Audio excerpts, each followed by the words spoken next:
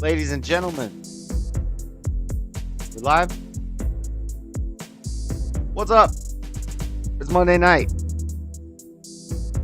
What are you doing?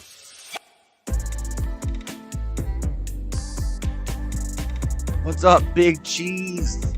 I don't know who says that, but okay. What's up, guys? It's Monday night. Kicking the week off right. Dreadedconservative show. What's going on? We got some news. We got some stuff to talk about. Slow news week. Not a lot happened this week. But we're going to talk about it. The debate's coming up this week. We got the Biden and Trump debate coming up. What are they doing to prepare? How are they getting ready? We'll look into that. We'll talk about the schools and the 10 Commandments that happened early this week. Louisiana schools requiring classrooms to post the 10 Commandments based. And today is the 2-year anniversary of Roe V Wade being overturned, and women striked. But nobody noticed because it didn't make a difference. The world ran just fine. Like a well-oiled machine. Everything just kept moving along. Nobody noticed that all the women were on strike today. So we'll talk about that. Hallelujah. Praise God. The 2-year anniversary of Roe V Wade being overturned. We got a lot of little stories in the rapid fire news. Are we live? Are we live? Is everything good? Why is this not updating? Anyway, so a lot of little stories in rapid fire. We got some memes.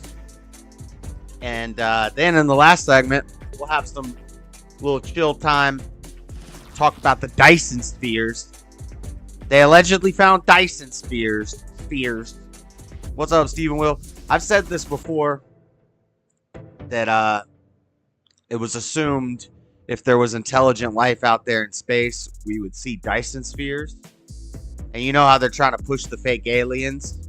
Well, now they're claiming to have found DYSON spheres. And spoiler alert, I don't think they did. But we'll talk about the DYSON spheres. And we live? Okay, cool. And all that good stuff. So, let's get into the show. First on the docket, schools and the 10 Commandments. Let me pull up my my little folders. Your shirt look like a Dorito? What kind of shirt? It's watermelons. It's watermelons. Cause we had Juneteenth last week. We got violence everywhere because of climate change. And Juneteenth. This folder, we'll open this up. All right. It's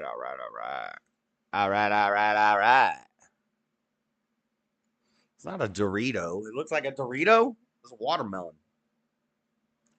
If there's a slight hum, that's my fan.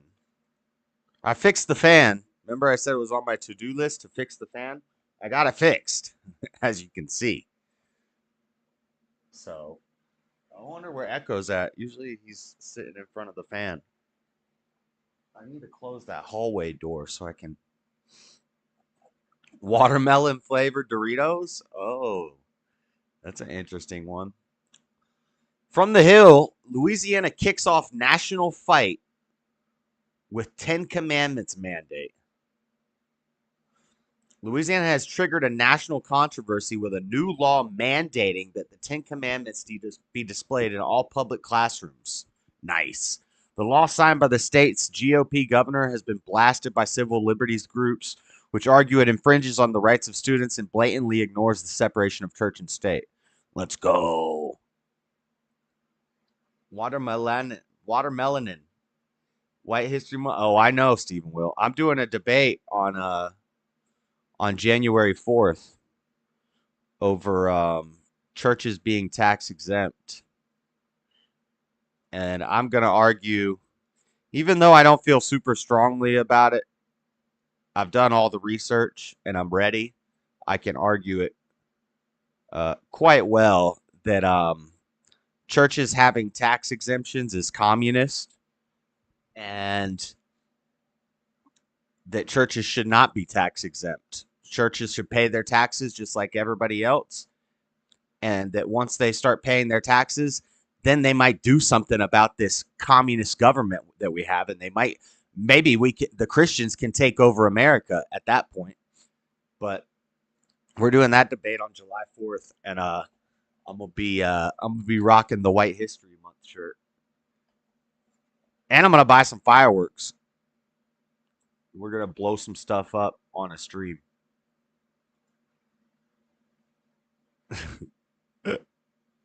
Jay's looking like he's a 90s era boy band music video. Fan blowing on it. I just want to talk about the 10 Commandments in the classroom. That's like Michael Jackson. That's not, okay. Let me focus. Y'all. Dang. Blatantly ignores the separation of church and state. The issue will soon be headed to the courts with organizations such as the American Civil Liberties Union, the ACLU. Watch out for the ACLU, saying they plan to sue the state, and Governor Jeff Landry vowing to defend the law. It is also showing signs of becoming intertwined in national political races, with former President Trump embracing the law in a Truth Social post. I love the 10 Commandments in public schools, private schools, and many other places for that matter. Read it. How can we, as a nation, go wrong? Trump said. This may be, in fact, the first major step in the revival of religion, which is desperately needed in our country, he added. The biblical posters in Louisiana classrooms must be in large, easily readable font, because you know these kids can't barely read. You're gonna have to make it Ebonics. By the beginning of the year, the displays will also include 3 paragraphs that explain the prominence of the 10 Commandments in American education history. We're thrilled to see. Is this Trump talking? Oh no, this is Matt Krause. I don't know who that is. We're thrilled to see that Governor Landry signed this bill into law. We think it gets us back more closely to the original intent of the founding. I just want to read everything in Trump's voice. Said Matt Krause, attorney for the First Liberty Institute. Jamon! I don't want to read all this. This is a long article. It's not that loud. Since the 1980s, Krause said the 10 Commandments were allowed on schoolhouse walls. So I don't like that argument that the argument from, what's it called? Tradition. Argument from tradition. Since we've always done something a certain way, it should stay that way. Well, obviously it's not working. I'm not in this example, but watch. That will be in the church taxation debate. You know, since America's founding, we haven't taxed the church. Why should we start now? Because look what's happening to America. Maybe we need to try something different, like the rest of the world, where all these other base countries where Christians are doing fine. Maybe we should try that.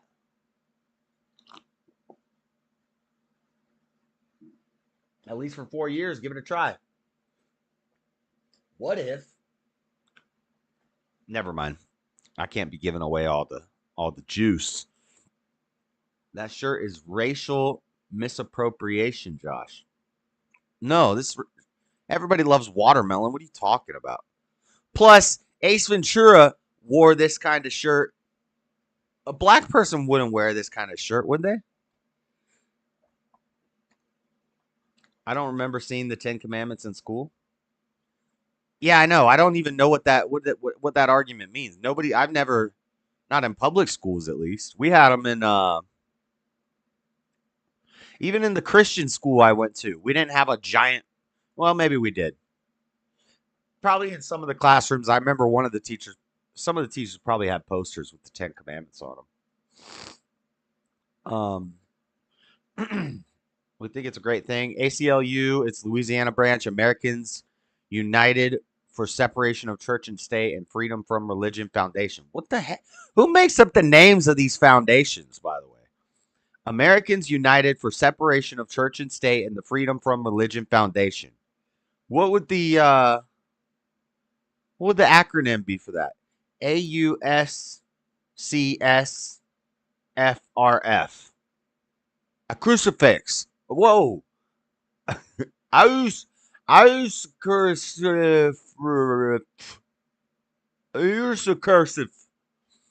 I don't know. Immediately after the law was signed that they would go to court over the measure, which they say violates the First Amendment, creating an unconstitutional religious coercion for students. Based. I'm sick of this. I'm really, it's reactionary, but I'm sick of this Constitution crap. I'm tired of hearing about it. I'm tired of the weak-minded constitutional conservatives that, well, it's a constitutional right to free speech.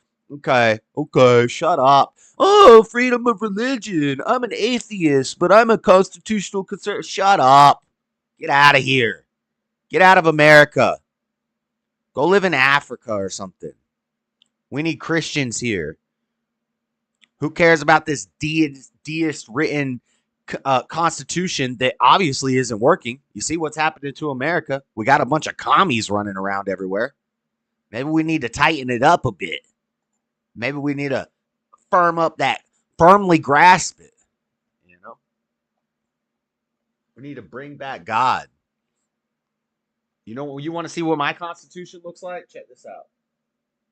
This is my Constitution. My rights were not written by a bunch of founding fathers. Some of them are Masons. Some of them believed in God. Some of them are deists. Some of them, Lord knows what they were doing. Benjamin Franklin was a freak. This is my Constitution. My rights were given to me by God. I don't need the government to tell me about my rights.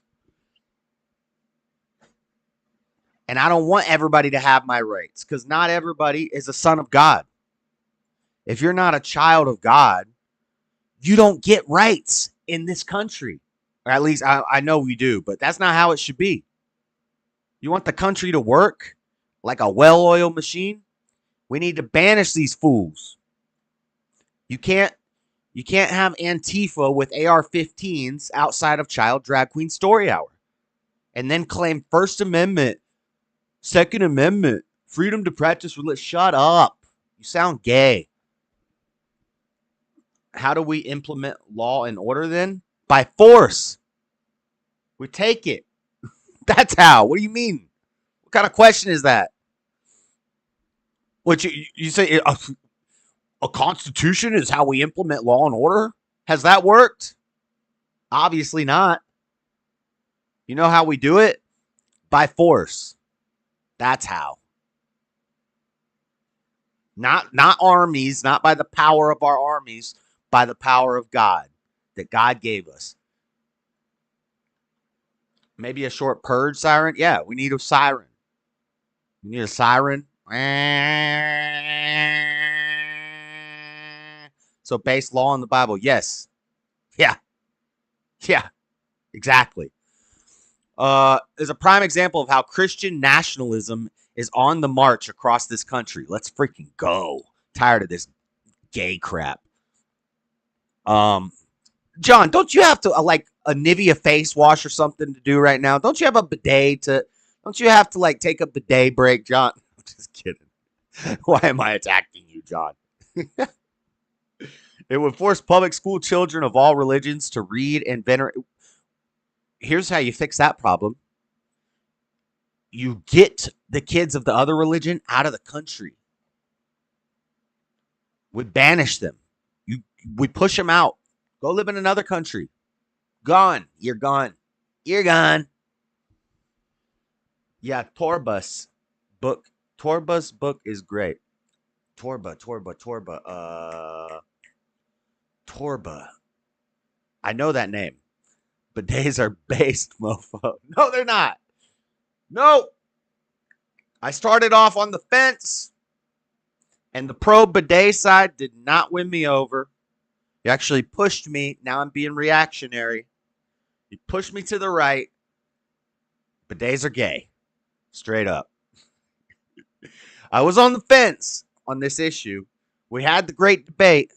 We took the poll. My chat is gay because the majority of my chat said the bidets are not gay. We took the poll. My team lost. But you guys, I'm being reactionary. You guys did not defend your position well at all. And you started talking about putting your knees in the air. You got stirrups hooked up in your dang bathroom where you like put your feet like a pregnant woman. You probably lotion your anyway. Christian nationalism is on the march across the country. Let's freaking go. It would force blah, blah, blah, blah, blah, to read and venerate the state's preferred brand of Christianity. Yeah. Oh, so we can't indoctrinate. We're not allowed to have the 10 Commandments in school indoctrinating the kids, but we're allowed to have a pink-haired rainbow freak teacher who doesn't know what gender they are teaching the children that there's 72 genders. That's fine. That's fine. But God forbid we put the 10 Commandments on the wall. Josh, have you tried a bidet? I did. I did once, and it wasn't memorable. I think it was at a hotel or we were at like a beach house or something, and they had one, and I used it once, and I was like, whoa, oh, hey, whoa, hold on. And then, and I didn't even use it the rest of the time.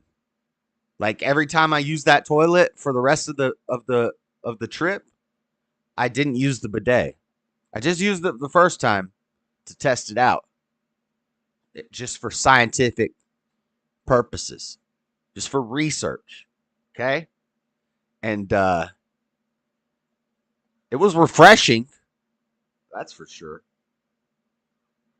I mean, it was enjoyable, I guess, if you like your booty hole getting tickled, but it's like a water fountain. I did get that reaction my first time. Interesting. Yeah. Yeah. Well, the difference between you and I is you liked it, and I was kind of scared. So, what does that tell you, John? Do we have other articles on this? Quite a few arguments on this. Or not arguments, articles. The crux of the argument could lie. We're still reading from the Hill. In the Supreme Court's decision to nullify the Lemon Test back in 2022. What is the Lemon Test? I've heard of this. The standard first appeared in the 1971 Lemon versus Kurtzman, when the justices ruled the government could not provide funding to non-secular schools without violating the Establishment Clause. Hold on. Justices ruled the government could not provide funding to non-secular schools, so Christian schools. Ooh, this is pertinent to the debate. The crux of the argument could lie in the Supreme Court's decision to nullify the Lemon Test back in 2022. The standard first appeared in the 1971 Lemon versus Kurtzman, when the justices ruled 1971. So this is... No, that was 1840, I think. Okay. When the justices ruled the government could not provide funding to Christian schools without violating the Establishment Clause.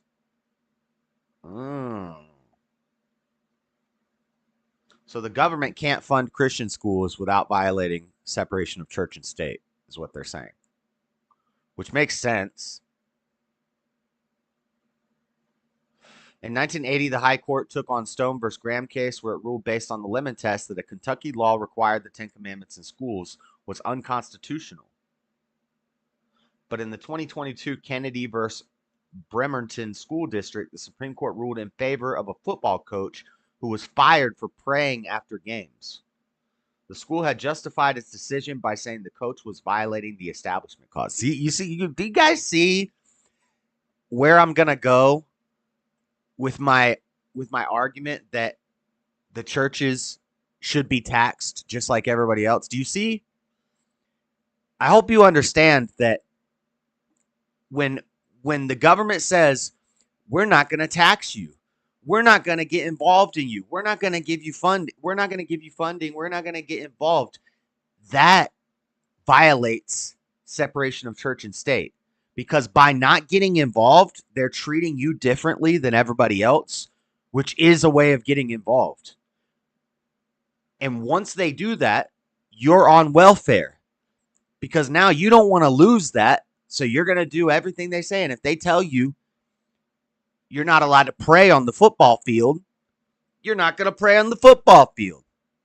You're not allowed to put the 10 Commandments in the classroom. You're not going to put the 10 Commandments in the classroom. So what we need to do is we need to go and just keep defeating all of this stuff in the Supreme Court. Just get rid of this establishment clause. I want the church fully engrossed in the government. And if that means that the government is fully engrossed in the church, that's fine, as long as the church is fully involved in the government. Why do I care if we have a giant, bold, unified church movement? Why do I care if the government is involved in them if we run the government? If the church is a mega church and it's one true church of Christ, we're all united under one church for Christians, one Christian church. Why do I care if it's a mega church? Why do I care if it's a giant church and all the other little churches are all affiliated to that church, and that church runs the government, and we install the president? We get the best candidate into office, and then we support that candidate, and then all the Christians unite in those churches, and they say, we're all going to show up and we're going to vote for that candidate because we're putting that candidate into office. Did we work together with the government? That's what Christian nationalism is right there. That's what it is. Good luck with that one, Jazz. Yeah, well, good luck with what's the other option? Your commie utopia? Good luck with your First and Second Amendment. Let's see how far that gets you. Where's it going right now? Not very far. Looks like we're turning into commie land. In 1980, the High Court took on Stone versus Graham case where it ruled blah, blah, blah, blah. I already read that. But in 2022, I already read that. In the court's decision, the justices said, in place of Lemon and the endorsement test, the justice system now needs to interpret the Establishment Clause by reference to historical practices and understanding. That's an appeal to tradition. Why? Who cares what we did historically if it didn't work? Historically, we had slaves. I mean, kind of based, but I'm kidding. YouTube people, new people, I'm kidding. That's a joke. Allegedly. Josh, a Catholic Illuminati confirmed. I mean, the Catholics did a lot of not so base stuff, but a lot of base stuff. I am gay, and that doesn't make me. If you have to say that, if that's your introduction and you're welcome to a chat, then it's kind of questionable. A normal person doesn't enter a chat and say that. So I think you're lying. That's cap. Stop the cap. Kraus said it'd be hard to argue for anybody. It'd be hard to argue for anybody to argue that the 10 Commandments aren't a historical traditional part of American education system. Well, so is slavery. American culture, and that's why, in all likelihood, it will survive any kind of constitutional scrutiny. There's really not another document, religious or otherwise, that is ubiquitous in American history, he said, pointing to references to the text in the Supreme Court in the Capitol, and adding it will be good for Louisiana students to ask about the posters in classrooms so teachers have a chance to go back into history of founding America. Yeah, well, here's a problem with that. Problem with that is little Johnny walks into class and Miss, I don't know, what's a teacher name? Maybe we should appoint a holy emperor. Yeah, yeah. Vote for me. Except there won't be a vote. If you don't, you get your head cut off. How about that? Let's go. Let's go. We like to call them kings. We was kangs. We was kangs out here in these streets. In the court's decision, the justices said in place of limbo. Did I read that? Yeah, I already read that. Okay, what was I saying? Oh, here's the problem. So Miss, what's this teacher's name? Miss Jenkins is actually Mr. Jenkins, but he goes by Miss Jenkins, right? And he teaches class. Miss Spencer. Miss Spencer is actually Mr. Spencer, but he identifies as Miss Spencer, and he's teaching in school, college educated, liberal at the wazoo, likes to express their freedom of speech by going to child drag queen story hours on the weekends, likes to express their Second Amendment by doing target practice against radical conservative Trump supporter pictures that they post on the wall at night. You know, this type of person is teaching your children. And little Johnny comes in and says, Miss Spencer, what is this thing on the wall here? What is this? The 10 condiments. And Miss Spencer comes over and teaches some left-wing, radicalized, perverted version of the 10 Commandments to your child. Thou shalt not place no gods before me. Well, what's God? What's God? Well, God is the feeling you get when you have to take a poop, Johnny.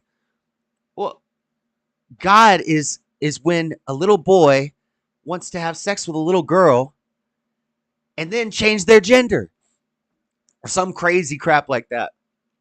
Thou shalt not murder. What is thou shalt not murder? Well, thou shalt not murder means you don't kill anybody unless they're conservatives. Does Miss Spencer got a fat ass? Miss Spencer's a man, Matthew. Not all gay groomed children, just most of them.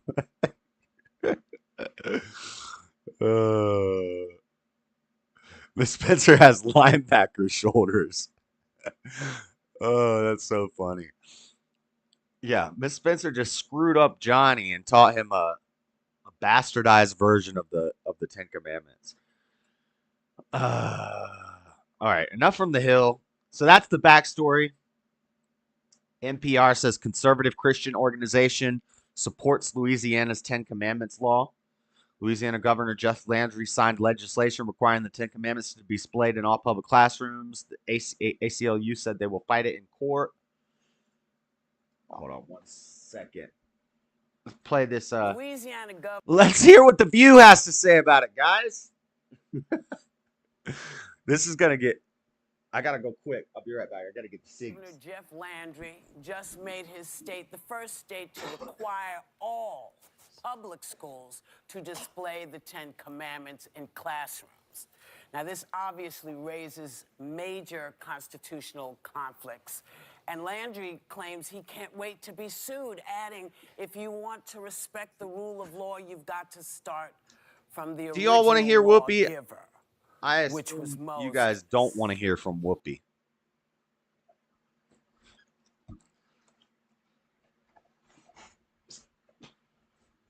Her last name should be Cushion. Whoopi Cushion. Get it?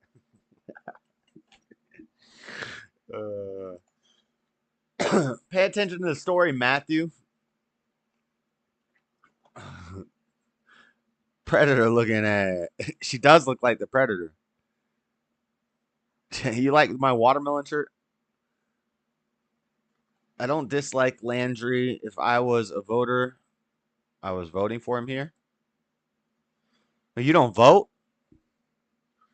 Are you one of those lames that goes on the internet and talks with people about political issues, but you don't vote?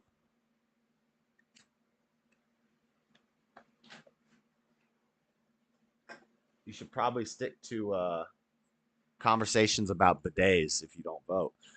Kind of funny, she changed her name to a Jewish last name. Yeah. Yep. I actually think it's actually God is the original. But call me crazy. What did she say? I missed what she did. She say something stupid? I'm not going backwards and listening to it. Oh, La Flor. Oh, Matthew, don't tell me that. Don't tell me that. I can't stand that. I can't stand somebody who talks about politics and doesn't vote. I can't stand it. Dang it, JS, you broke my streak. I haven't heard Whoopi's demon voice since. Oh, did I ruin it?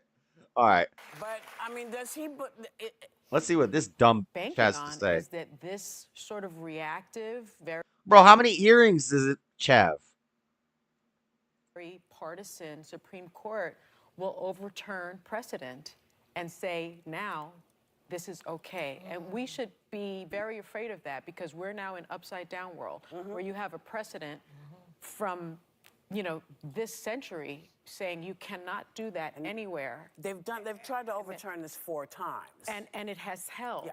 But I think they don't think it will hold this time. And that should. Right. And this is the Supreme Court and the Constitution that we support, that we love, that built our country off of God. I'm sick of it. And this is reactionary Josh. This is Josh that, you know, when I first got into politics and I said, I'm a conservative, I would have said, America was built off of God. America is a Christian nation, a Judeo-Christian nation, founded off of God, and our Constitution is based off of the 10 Commandments. I would have said that stupid crap like 4 years ago if you asked me. And now I've learned that it's all a lie. It's bullcrap. It is not true.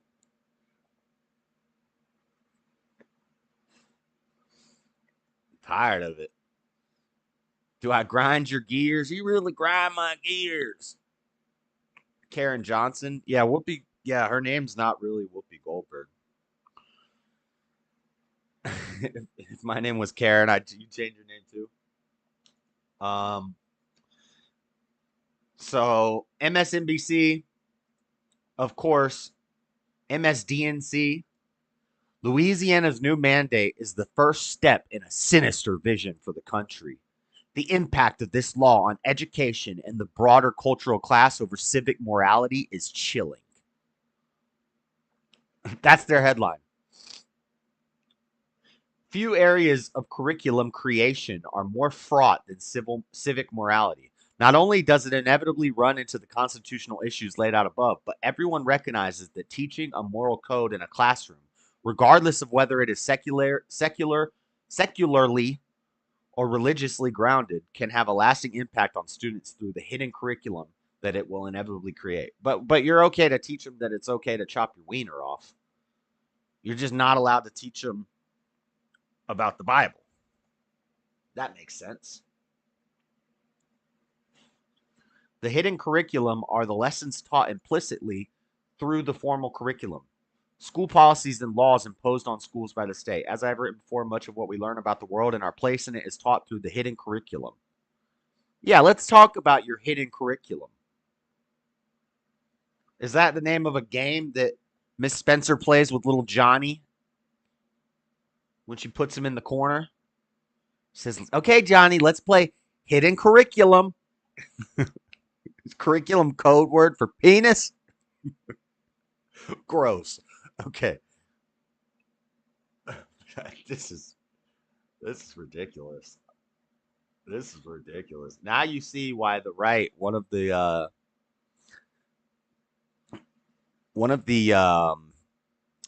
identifiers of somebody who's radical right wing, far right, is that they're reactionary.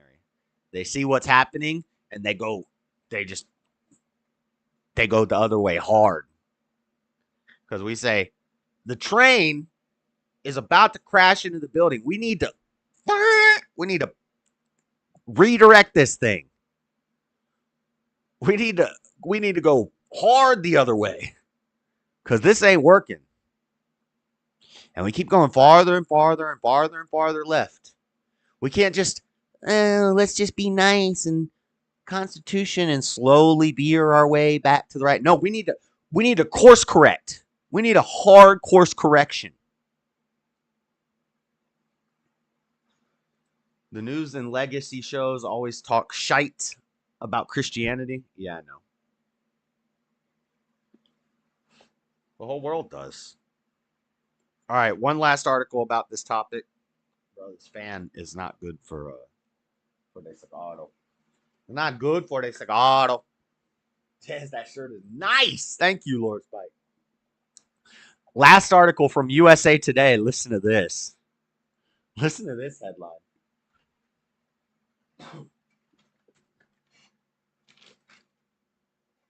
This one's funny. Headline from USA Today: 10 commandments in Louisiana schools is fine, as long as they note the ones Trump broke. The "Thou shalt not commit adultery" line on the classroom 10 commandments poster will require a substantial asterisk for Trump.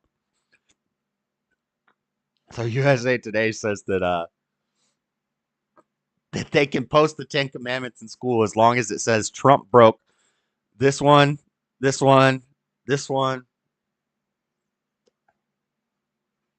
God, it's so stupid. All right. Enough on that. I think I've established how I feel. Matthew is a member. I am better than you. It's a proven fact. Matthew's a member. He's a non-voting guy who talks about political matters, which is lame. We need your vote, Matthew. We don't have time to be dilly-dallying here. But he's a member, so we'll let him stay. We'll let him stay. We'll let him hang out. He's cool. We can talk about movies and theology and things like that with Matthew. Monica Lewinsky giving some side eye on that. When you die at the palace, you really die at the palace. What does that mean? I don't know what that means. I'm gonna walk around in a circle. What? I know, Mayhem. I know it was a bad analogy. That's why. I know, Mayhem. I get it. I thought of that after I said it. I was like, wait a second. There's no steering wheel on a train. If a train goes off the tracks, you can't steer it. I know. Okay. All right. Next story in the main news. Did you guys know today that it was the 2-year anniversary of Roe V Wade being overturned? Do I have a sound effect for that? What's a cool sound effect I could play for the 2-year anniversary of Roe v. Wade being overturned? I need a round of applause. Slow clap. Somewhere in here, there's a crowd cheering, but I don't know where it is. Merry Christmas, Happy Schwanza, Happy Hanukkah. Yeah, I don't know where my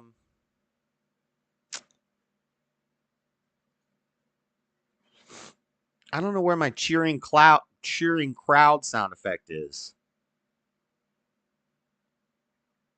But anyway, today is the 2-year anniversary of Roe v. Wade being overturned. Let's go. Let's freaking go. And so, in honor of that, we had the 2024 women's strike. The women's strike of 2024 happened today. Did you guys know that? Did anybody notice? Did you have bad service anywhere? Were you maybe not able to get your construction project finished? Were there any oil rigs that were shut down because none of the workers came to work? Were there power outages? You know? Maybe like your local greeting card shop was closed. Did you notice? All the women went on strike today apparently, and nobody noticed. Crazy. Crazy. The women don't go to work and nothing changes. Everything runs perfectly smoothly.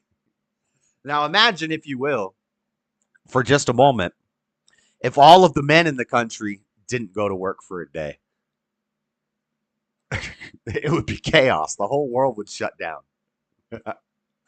If all the women didn't go to work for the day, we would just have like less coffee shops, less greeting card shops, less arts and crafts stores. Darn. Darn. It would be horrible. The 2024 women's strike. No spending, no work, no school. On the second anniversary of the overturning of Roe v. Wade. Great. No school? You mean all the women didn't go to school today? They didn't go to work today? Sounds like America. That's what it sounds like to me. On the second anniversary of the overturning of Roe v. Wade, girls, women, and allies go on strike. Participations do not go to work, do not go to school, and or do not spend even one penny. Great. All of the husbands are loving this. We need to make this a permanent thing. As our privacy, body autonomy, healthcare, and travel rights are being removed, we remove ourselves for one day en masse. We stand together for all Americans to show that the nation needs us. Looks like they found 3,000, almost 4,000 people across the 330 million people in this country, which means 165 million women. They got 4,000 of them to agree to this. Wow.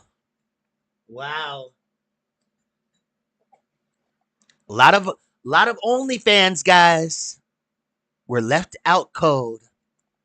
A lot of guys couldn't get their OnlyFans fix for one day. A lot of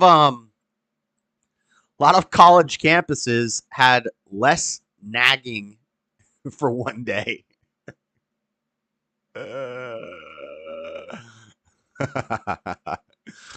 And yet not a single person noticed. Amazon's still gonna roll up. They can't and won't stop spending money. I know, right? Yeah, I'm sure they didn't. They said, well, we won't go to work or school, but we're still gonna buy stuff. You're crazy. Let's watch this news story about it. There's gonna be an ad. On Monday, the 2-year anniversary of the Supreme Court overturning Roe v. Wade, women and allies are planning a nationwide women's strike. It all started with an April 18th TikTok post. TikTok was shut down for a day. Thousands of people saw that call and subsequent posts. Within a few weeks, millions were responding. Rachel O'Leary Carmona is the executive director of the Women's March, and that organization is serving as a communication portal to help people around the world organize. We woke up one day that week and we found 60 actions on our map. 60? Wow.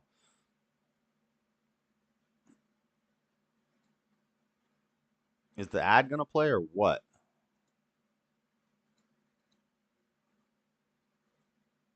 If you look around, everything is inspiration.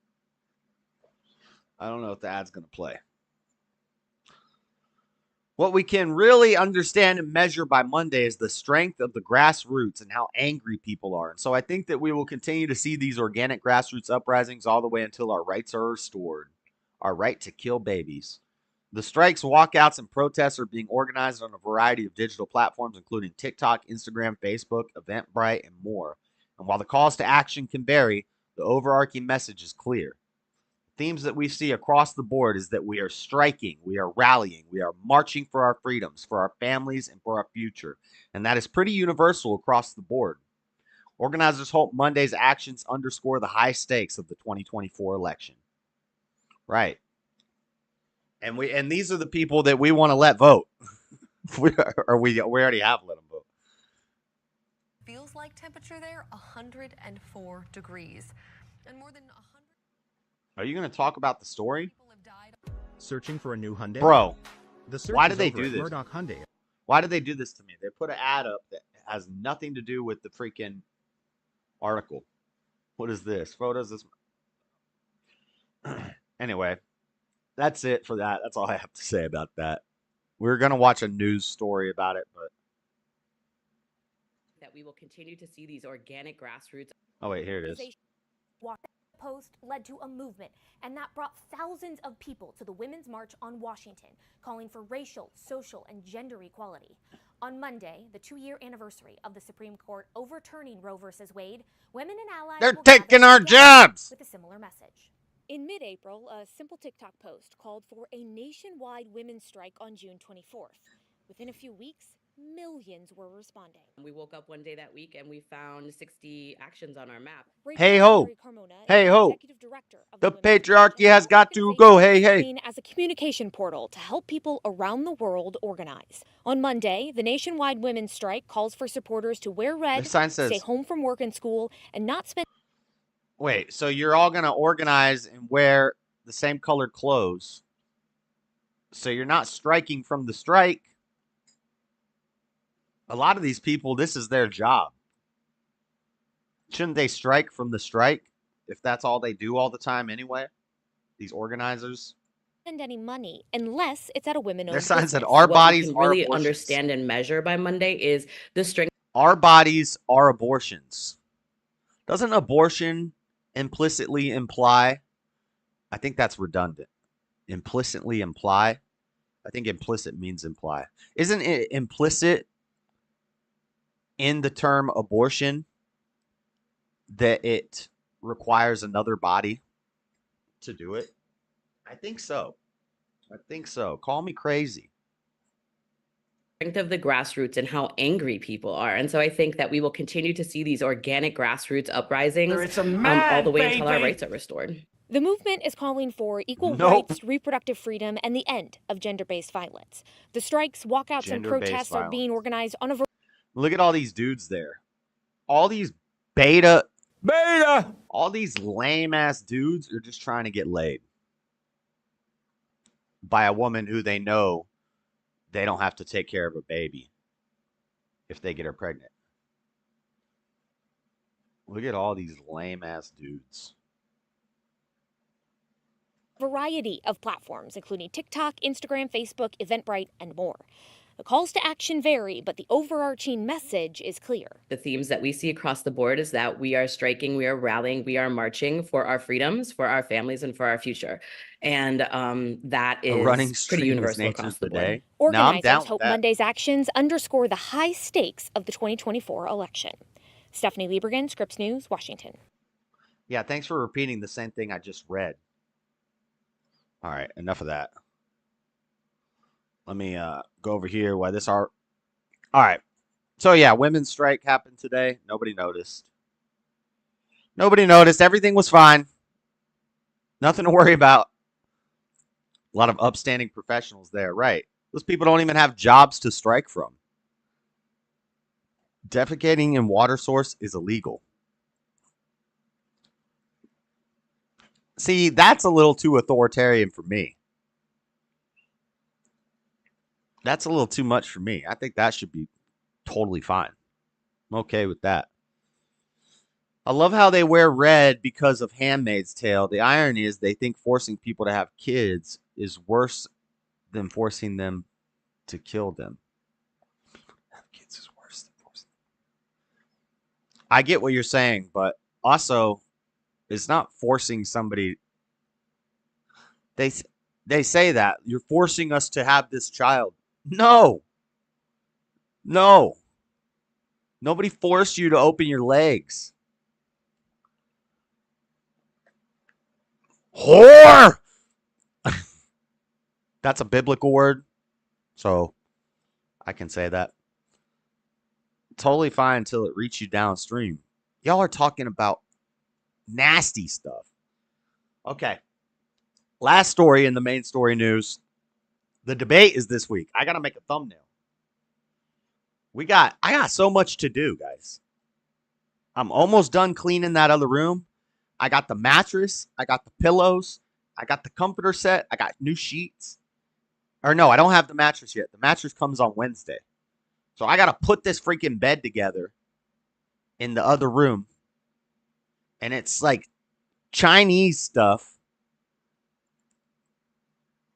Josh is based in the Bible. Foursquare? What's FS? The Whoredom of Israel. Did someone see the thumbnail? Did someone say thumbnail? Yeah. Well, I have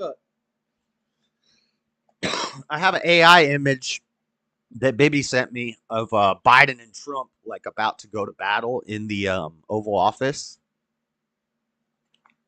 John, all the thumbnails you send me are too big. You got to send me little thumbnails. Hey! You gonna make the babies? What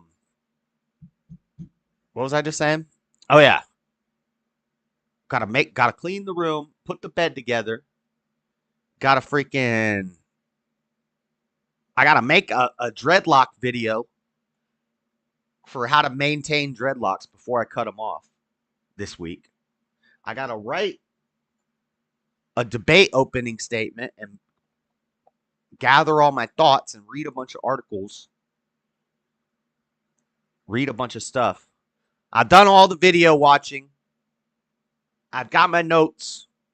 Now I just need to compile my thoughts into an organized opening statement. Have all the best arguments, rebuttals ready. Type it up. And then I got to read a bunch of stuff. And then on the 27th, we have the Trump and Biden debate.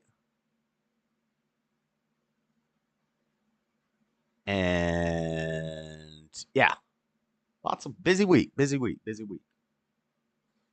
July 4th is coming up. I got to get some fireworks. You know what we're doing tomorrow? Tomorrow, we're doing a craving satiation stream. I've been craving like a mug. Craving like a pregnant woman. What debate? Biden versus Trump debate. And then on July 4th, I'm doing a debate on should churches be tax exempt. And I'm saying no. Which I know everybody's going to be like, no, you don't think churches should be tax exempt, Josh? No. And I'll explain why in the debate.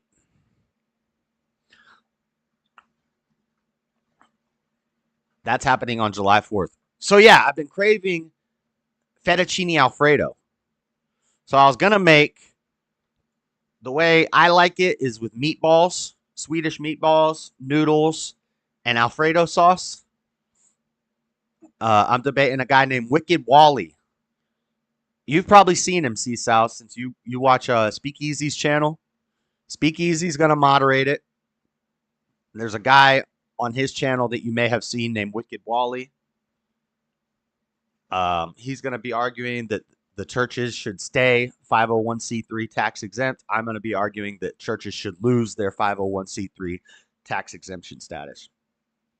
And just so everybody knows, I see both sides of the argument. Okay? And this is not something I'm like passionate about or feel strongly about. You're craving like a pregnant woman? No, I'm craving like a pregnant woman. I'm not craving a pregnant woman. Wally gonna be tough. Yeah. Well, We'll see. Just a precursor, all the arguments he's going to make for why they should stay tax exempt, I'm just going to make the exact opposite arguments. Everything that he says is good that comes from that, I'm going to say is bad. Basically. That's what all the arguments are. It's just the converse. So we need a sequence breaker. And I think the sequence breaker would have to be the Bible.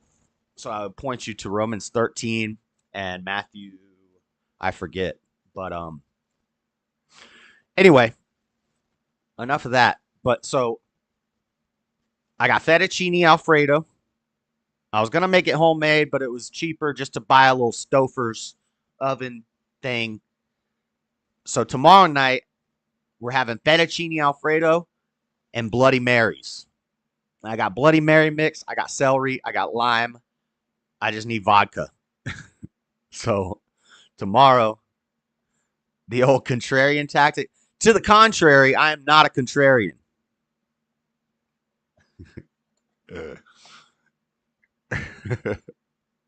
Meth Loha. Oh, you talked about Steve. All right. So Biden and Trump debate this week. They're getting prepped. It's going to be epic. Maybe, maybe not. I'm guessing it's going to be about 30 minutes with fake Tapper moderating. There's going to be a lot of cuts. We're going to try to count the cuts. We're going to live react to it. And I'm assuming there's going to be a lot of cuts, a lot of editing. I don't think it's going to be live. I think it's going to be pre-recorded. A lot of editing.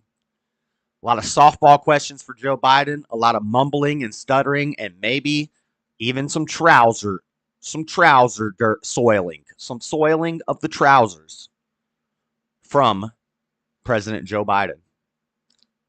And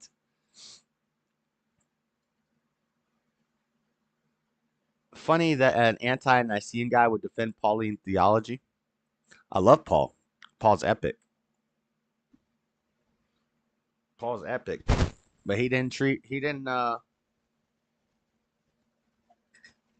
funny that a Christian would be an anarchist. That's funny too. We all have ideas that seem to clash sometimes, right? Pauline is such a beautiful name. So Biden and Trump are going to debate. Am I blurry? Is it blurry? Or is that just YouTube doing that? Okay. Let me go over here. Let's watch this. See what they're saying about this Biden and Trump. See what MSDNC has to say on Meet the Press. It has been more than 1,300 days since the last debate between President Biden and former President Trump, the last time either man appeared on a debate stage. In 4 days, they will face off again in the earliest general election debate in history and what may be the most consequential face-to-face in decades.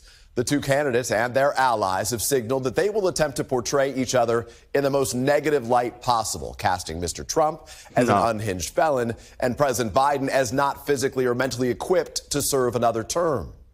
Crooked Joe's gone to a log cabin to study, prepare. No, he didn't. He's sleeping now because they want to get him good and strong. So a little before debate time, he gets a shot in the ass. The things he said are off the wall. I want to be a dictator on day one. I want to move in a direction where he talks about, suspending the Constitution. This is going to be a joke of a debate. Just so you guys know, it's going to be laughable. All I have to do is hear what he says, remind people what he says and what I believe and what he believes. The stakes are high. More than 73 million people tuned into the first. I am the anomaly there. John, there's probably like 10 in the whole world. So you're all the anomalies. Biden-Trump debate in 2020. And President Biden is spending the weekend at Camp David, hunkering down in formal debate prep. The president's personal lawyer, Bob Bauer, is playing the role of Mr. Trump, reprising his role from 2020. Mr. Trump was on the campaign trail on Saturday. Aides say that he's going to spend time this week meeting privately with advisors at his Florida estate as part of a more informal debate prep process. President Biden. Bro, Trump is going to play golf to prepare for this debate. You think Trump's going to really take time out of his schedule to prepare for this debate? Do you really have to prepare for a Joe Biden debate? Closed-door fundraisers and on the trail has previewed what will be one of his key debate messages, that Mr. Trump is now a greater threat to the country than during his time in office. The threat that Trump poses is greater in his second term than his first. It's clear that when he lost in 2020, something literally snapped in the sky. Now he's running again, and he's clearly unhinged. Trump allies are pushing the former president to focus on President Biden's record and some of his own plans. He said unhinged. Biden's been watching Destiny. Instead of venting about the legal cases against him and repeating false claims of election fraud, President Biden's team expects aggressive attacks on the president's record on immigration and the economy in particular. Tomorrow marks the 2-year anniversary of the Supreme Court's Dobbs decision that overturned Roe v. Wade, and both the president and vice president are making the fight to protect reproductive rights central to their campaign. I think that the debate is going to make clear the contrast between our president, the current president, who works on behalf of the American people, fights for the American people, and the former president who pretty much spends full time fighting for himself. Oh, you're right about that, Kamal. It's going to make a clear contrast. You're right about that. She ain't wrong there. Mr. Trump's vice presidential shortlist has gotten even shorter. In interviews with NBC News, more than a dozen sources wired into the process tell us that North Dakota Governor Doug Burgum and Ohio Senator J.D. Vance are now emerging. I hope Trump announces his VP candidate at the debate. As the top finalist. Florida Senator Marco Rubio remains in contention, but those sources say there are doubts about Rubio's enthusiasm for the job. Both Burgum and Vance were asked this week whether they want to be VP. Yeah, reproductive rights doesn't. When he makes that decision, it's solely up to him, and he's the guy that controls the. I like Doug. Criteria. There's never been a better politician, a better debater, a better communicator. I think that's ultimately that's Donald Trump's choice, whether he selects me as vice president. I feel very comfortable with the fact that I could do the job. But look, you have to have some humility going into this too. And on Saturday, I think that I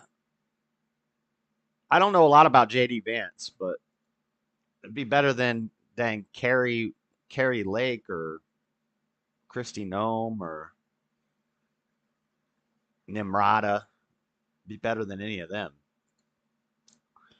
Here's what to know about the presidential debate and how to watch it. I think we already read this article a couple months ago, actually. RFK is not going to be there. Microphones will be muted throughout the debate.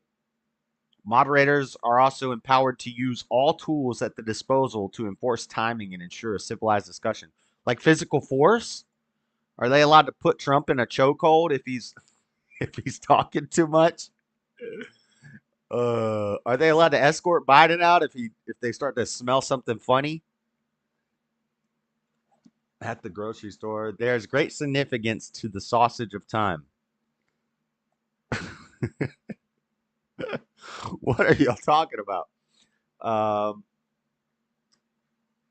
Biden-Trump first presidential debate. Look, Hims hair regrowth formula. I got some, guys. I got some. We're not going bald. I got some Hims. Biden-Trump's first presidential debate could change everything. Here's what you need to know and how to watch. No audience, no pre-written notes, and no interruptions could make or break a candidate. President Joe Biden and former President Donald Trump are taking the stage in Atlanta on Thursday for the first 2024 presidential debate. The first debate in U.S. history between a sitting president and former president is expected to be a defining moment for Biden, 81, and Trump, 78, both of whom have drawn criticism over their advanced age and opposing views on immigration, abortion, and the war in Gaza and more. I don't think they have differing opinions on the war in Gaza. I think they're both pro-Israel. So I don't think they have differing opinions on that.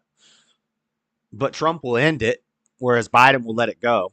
The approach has changed significantly since their last face-off in 2020. Both candidates have accepted new rules and a fresh format for this debate, which will not include a studio audience and requires that their microphones be muted when the other is speaking.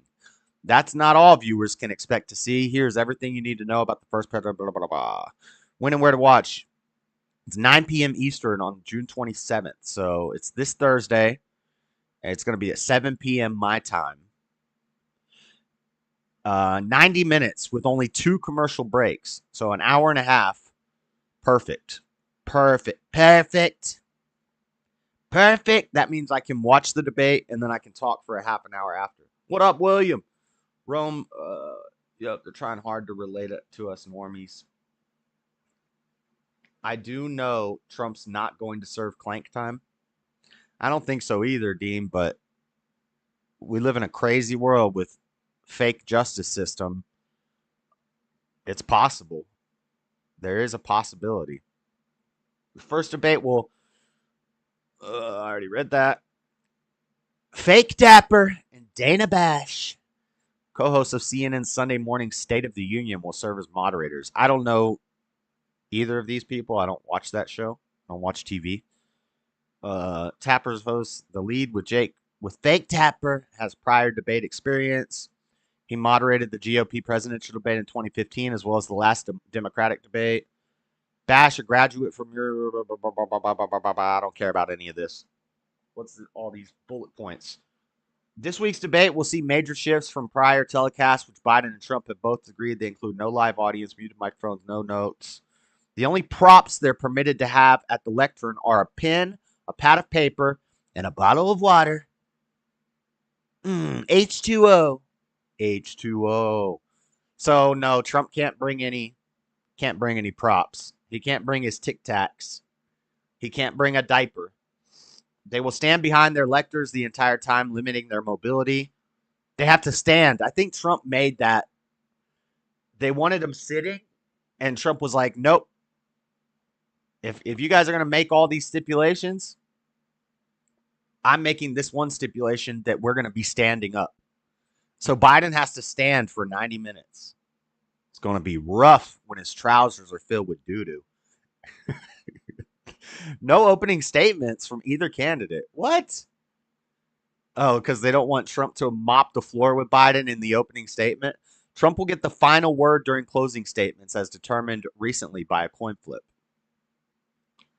No other presidential candidates. How are the moderators going to tap? That was a hot minute. All right. Anyway, last article from AP. Trump dwarfs Biden in latest fundraising numbers from AP and show of political force after felony convictions. Oh, yeah. We showed up, boy. We show up, boy. Not these lames who don't vote. We show up over here. Donald Trump's campaign outrage. And yeah, I'm talking to you if you don't vote. Matthew, Steve, we need you guys to get up and do something.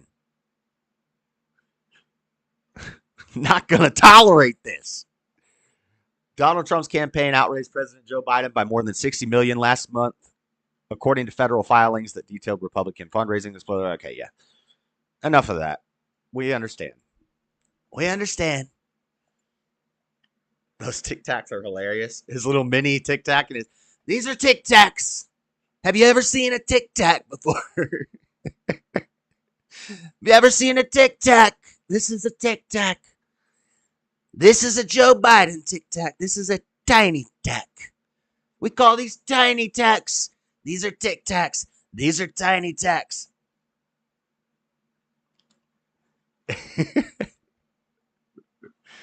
He said it on the show, C-Sal. I'm not exposing him.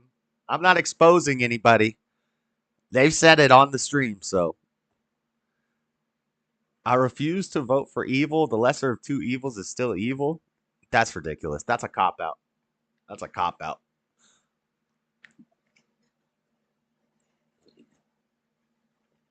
The lesser of two evils. That's something a commie would say. Trump gonna have a dip lip? Speaking of that, where's my... trying not to smoke during this show. I got these. All right. Y'all know what time it is.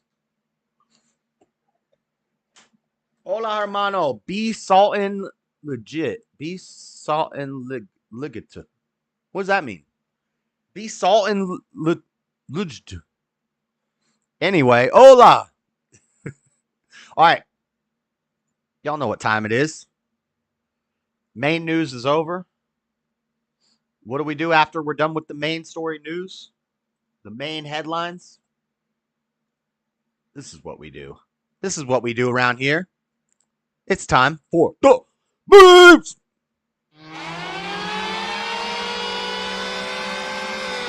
It's meme time, baby. Let's look at some of these memes. Say it, JS. Say what?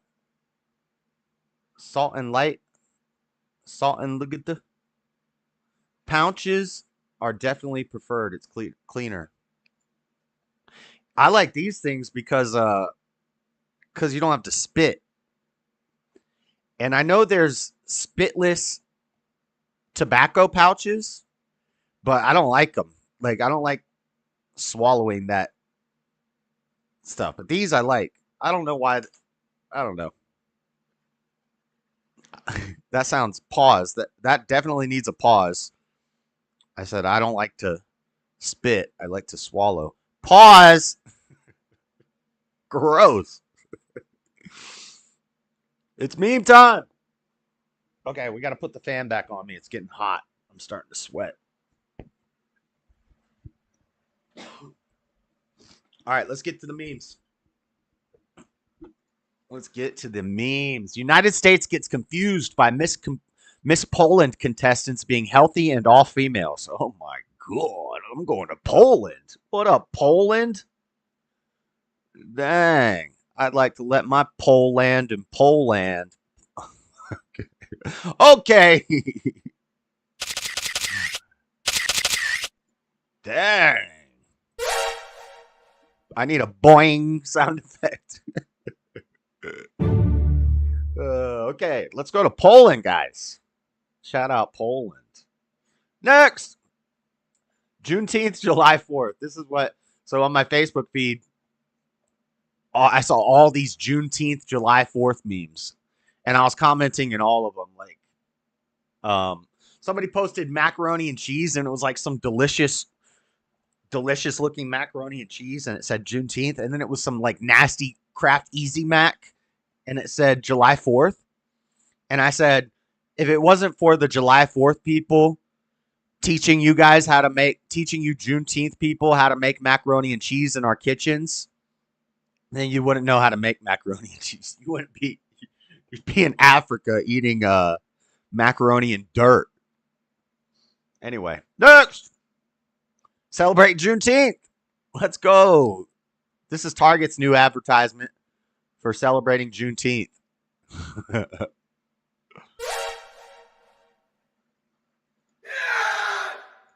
Are the sound effects? Why is my headphones so low? Okay. Next. What up, dick neck? This is a new children's story. This is a new children's story about two dinosaurs called What Up, Dick? Bro, that's kind of gross. Nerd! 1 million gosh darn sperm cells, and you cheated your sorry ass to the front? Is Joe Biden. Can you believe that Joe Biden was the strongest sperm out of 1 million? He was the fastest swimmer. He was the strongest one. He probably stole the egg, just like he stole the... Am I allowed to say that?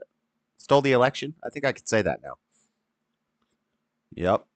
And that's our president. Next! Remember in The Lion King when Scar cheated to win the title as king, and the Pride Land was overrun with hyenas, and all of the lions lost everything they had built and maintained? Just asking. No reason. Next! The OG Hawk Twa girl. hot tour. The OG hot tour girl is Monica Lewinsky. If you don't understand that reference, it's some viral short that's going around. I could have put it in the real section, but I didn't really care. I didn't really look for it. It's not, I don't know why it's that going like that viral. I don't think it's that funny or interesting, but lizards have lots of eggs. Not just, oh, you're right. B-Wise, lizard people who are made in petri dishes in labs in Agartha underground in the tunnels. They're made in, yeah, that makes sense. Okay. That's how he did it. Now I understand. I remember the cigar story with Monica. Okay, next. Oh, wait, hold on. That was Clinton. I got a sound effect for Clinton. Yeah. Oh, Clinton, he murdered a guy. All right, next. Guys, if you want to play on the girls' team, you need to be fully committed. Beta! No, get those scissors out of here. Next. We have a lot of memes today, so I got to go fast. This one's so funny. Prepping Joey for the debates because he's going to be eaten alive. Next. When you send your son to school in a blue state. Oh, no. Little Johnny came out as little Joni. Little Billy came out as little Becky. Oh, no. That's horrible. No, leave that boy alone. It's a man, baby. No, more like Beta. Next. Don't insult the Joker like that.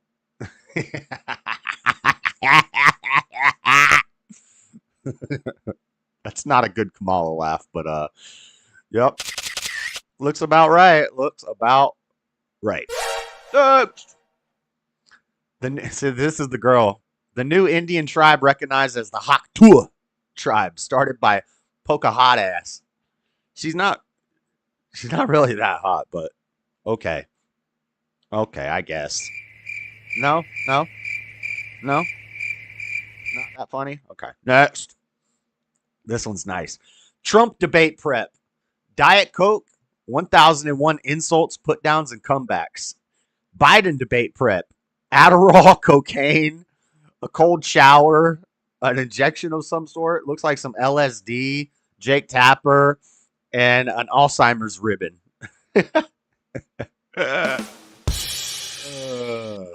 Beta. Next. The two biggest things that led to the creation of our nation. Guns and Bibles are the two biggest things liberals wants to get rid of. Sounds about right. We're turning into China. Say their names. The open borders body count grows. Rachel Morin. All attractive young ladies. Rachel Morin, Molly Tibbetts, Lisbeth Medina, Kate Steinle, Sarah Root, and Laken Riley.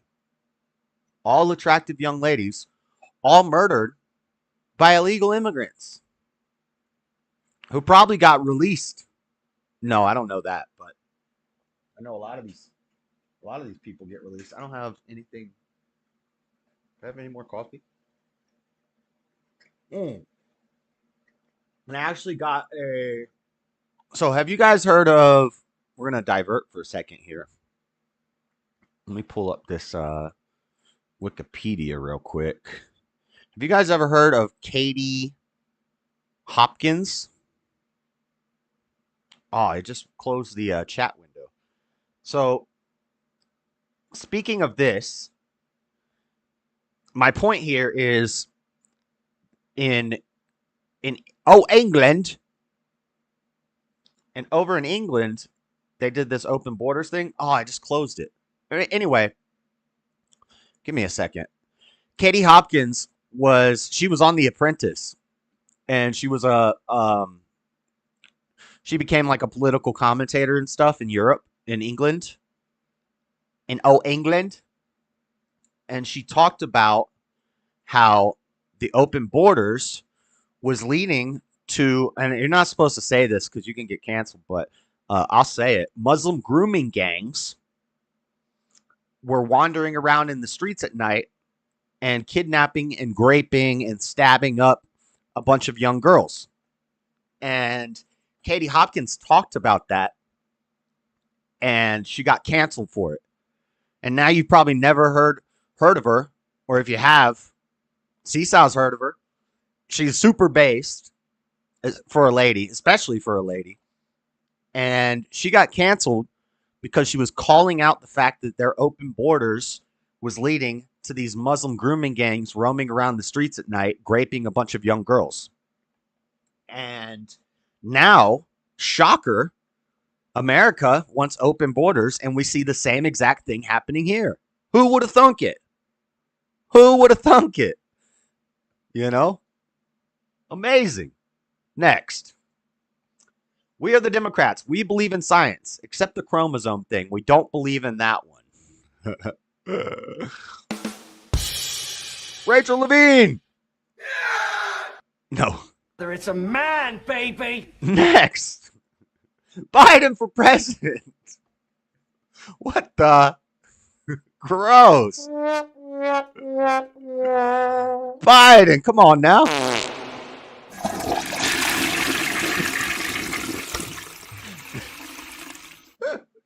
Next. How do women endure? This is AOC. How do women endure 18 months of pregnancy when carrying twins? You get it? Because she's dumb. Next. Every dummy has a handler. Doesn't that look just like Joe Biden? Look at that. Look at that. Barack Obama and Joe Biden. Wow. Wow. Wow. Next. Bill Clinton, record black imprisonment. Barack Obama, record black welfare. Donald Trump, record black employment. Wow. Wow. Bill Clinton. Murderers. Yeah. Oh, Clinton, he murdered a guy. Barack Obama. Beta. Donald Trump. It's a man, baby. Next. Oh, no. We have Hunter and his daddy here, Joe. A father showers with his daughter. An uncle sleeps with his niece.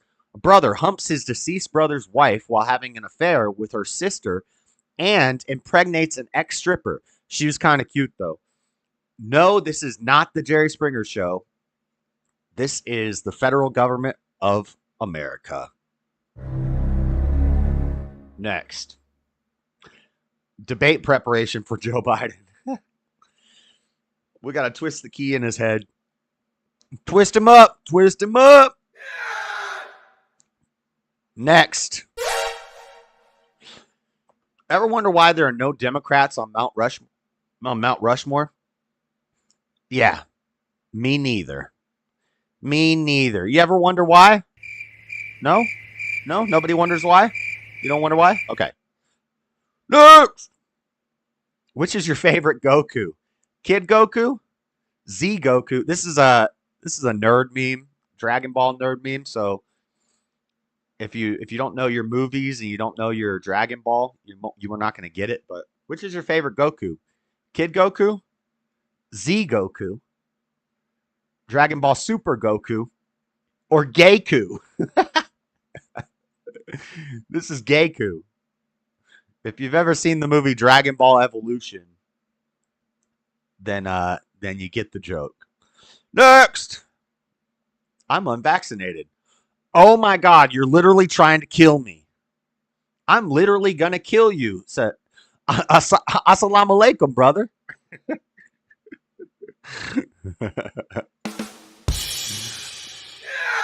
Welcome to America. Next. Where's his glasses? He can't see without his glasses. Mythbuster says, wrong. He can't see because he's dead.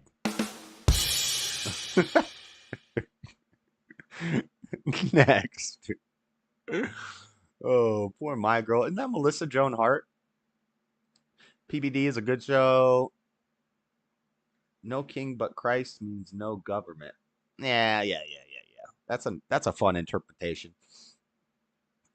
We have what else? Puppet on a string.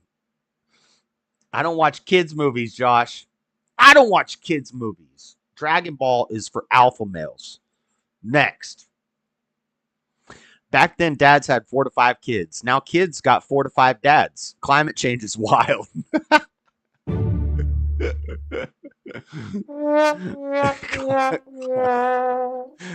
It's all climate change's fault. Next.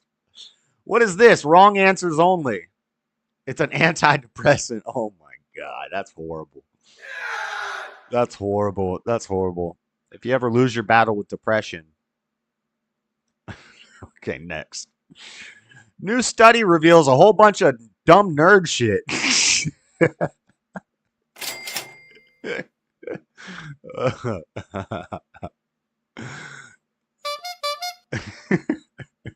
Okay, next.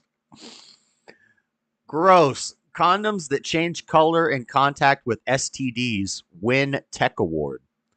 That explains why the gay pride symbol is a rainbow. Oh no. Oh no. Oh no, that's kind of gross.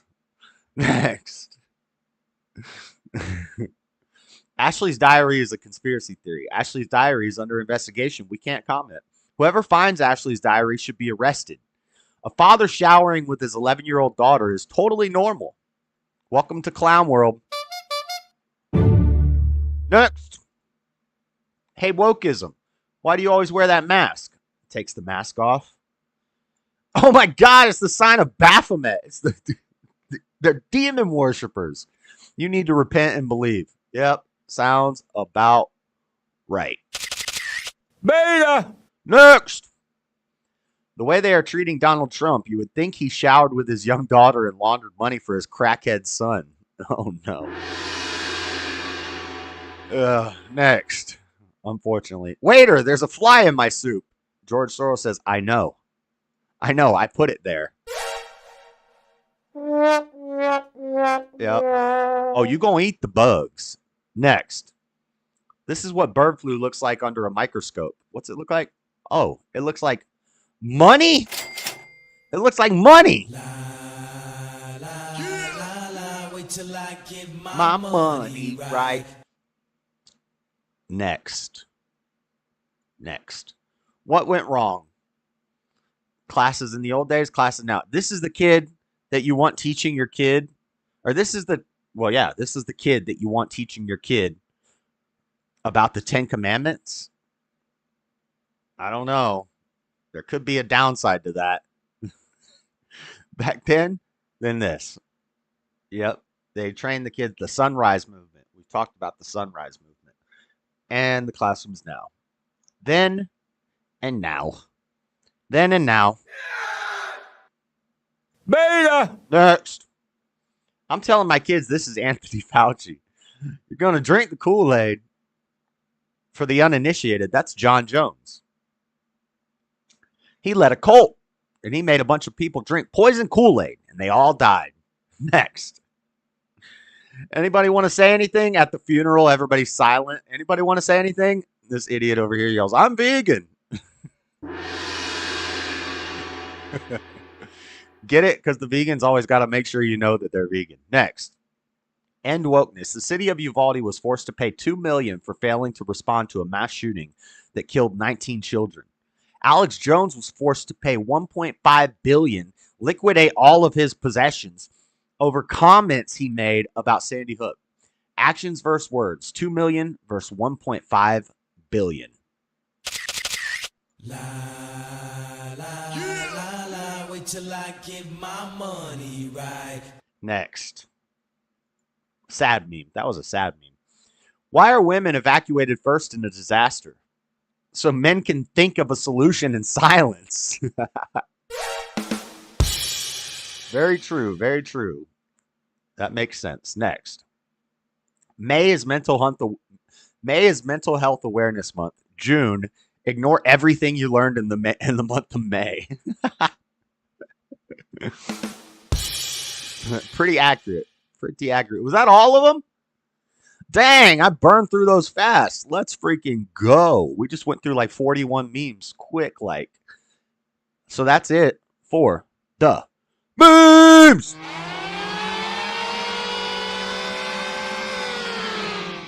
All right. Let me read through the chats while I open up this other folder. We don't have a lot of reels this week. We only have 2 reels. We got a handful of rapid fire news stories that we'll burn through. I'd like to get done kind of early tonight. We'll see what happens so that I can walk Echo and then start the after party a little earlier. Where's my reels and rapid fire folder? Here it is. Okay. We only have 2. We only have 2 reels. We've got some more mass violence news. We've got some sad news, and then we'll wrap up with some tech news before we go into the Dyson spheres. Getting scientifical on your way. We're going to get scientifical. Biblical scientifical. Mystical. Criminal in your swimming pool. Good memes. Bruh, that actually makes sense. Okay, this sounds gay. Where the bathroom at?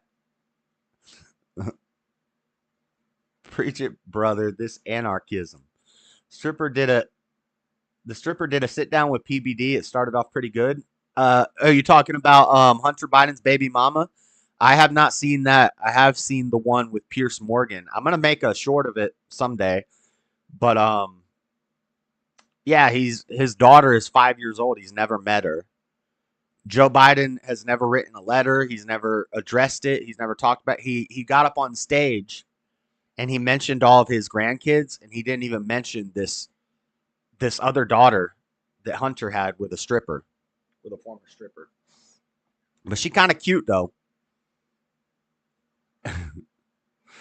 I never thought about that with Mount Rushmore. Amazing. I knew Josh would get a kick out of Geiku. Yeah, Stubborn One sent me that, and I was like, yeah, I'm definitely using that one. Stubborn One sends me memes. A lot of the memes come from Stubborn One. Some of them I find on my own.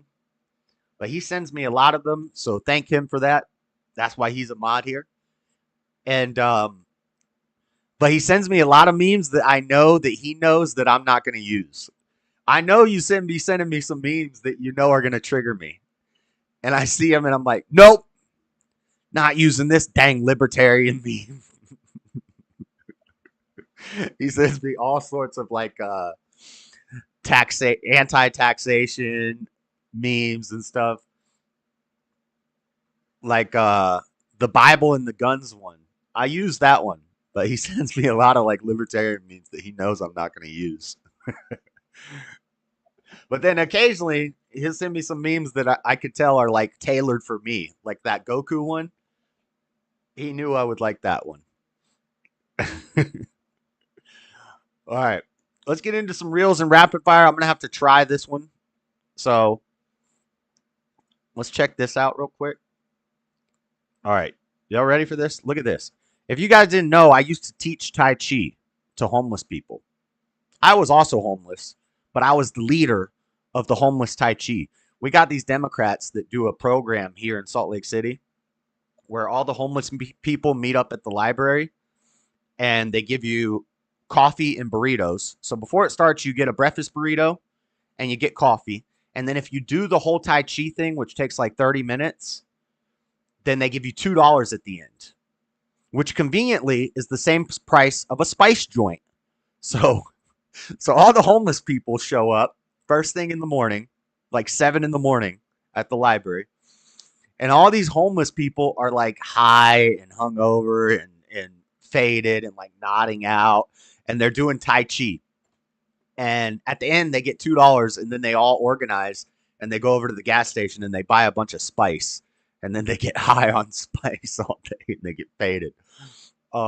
True story.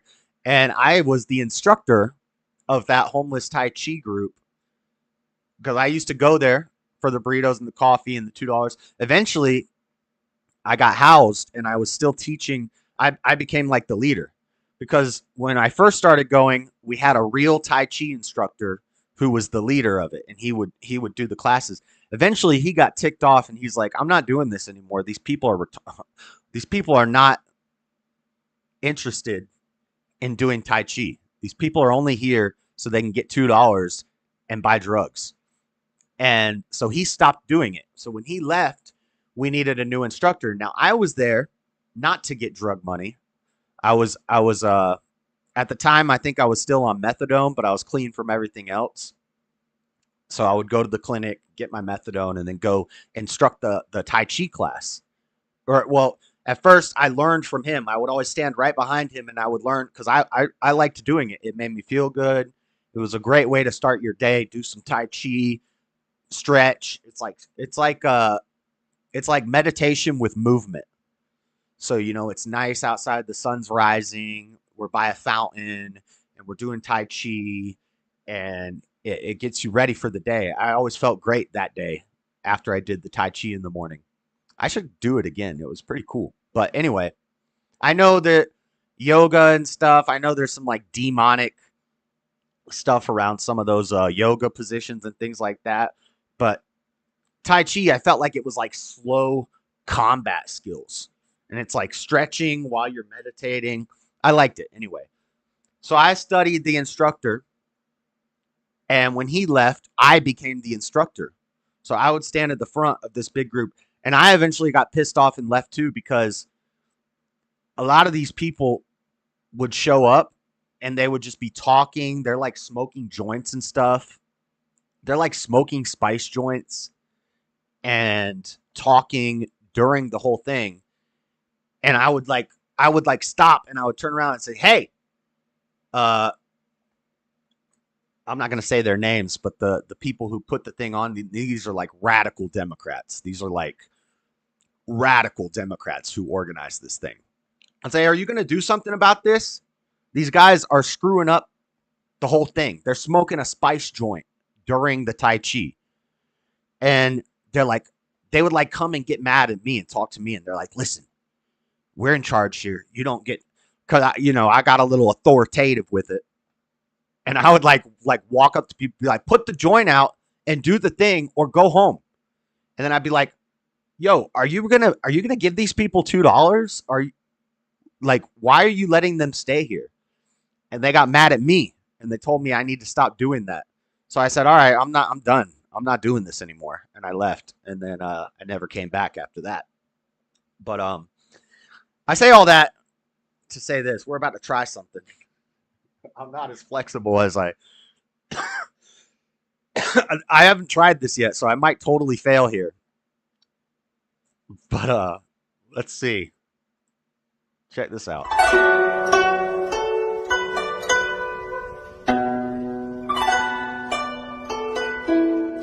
All right, let's watch this.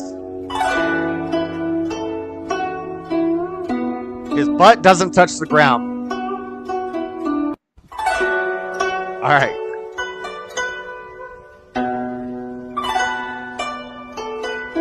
Okay. I'm going to try it now. Let's see if I can do this.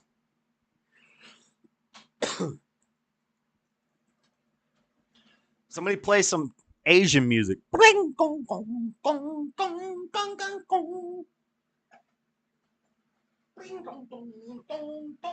Y'all can't see my nose, but it's close to the wall. Hold on, how's his hands? Oh, I can't do this.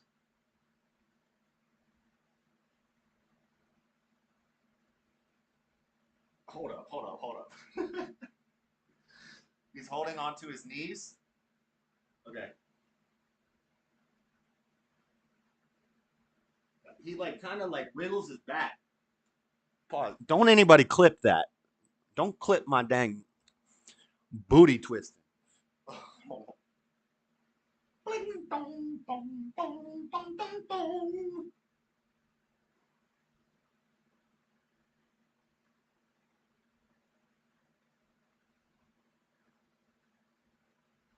Oh, this is tough.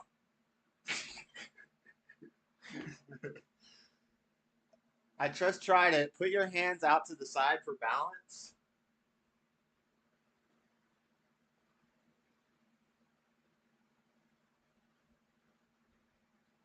I can't do it. Hold on, he did something with his back.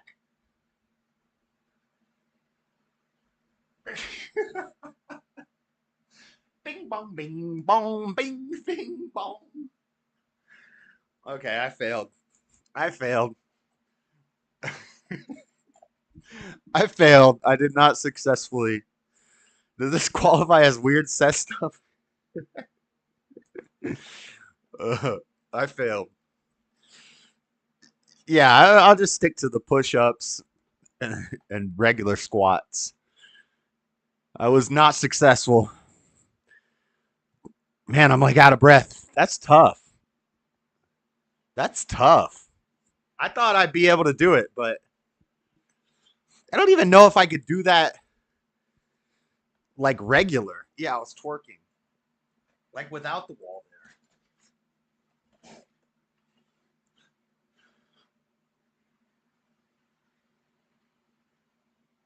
I can do it without the wall there because I put my arms out like this.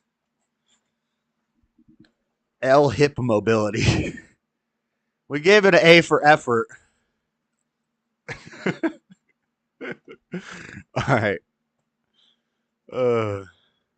This is funny. Okay, watch this one. This is funny. So this guy walks up to his car.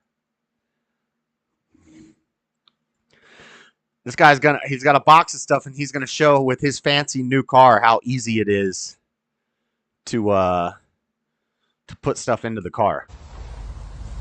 Swipes his foot. Back trunk opens. Sets it in there. Waves his hand and pushes a button. Door closes. Ooh, that's fancy. That's fancy. Now we'll watch how this guy does it. Kicks the bumper. Oh, his wife's there. She puts it in the car for him. And gives him a drink.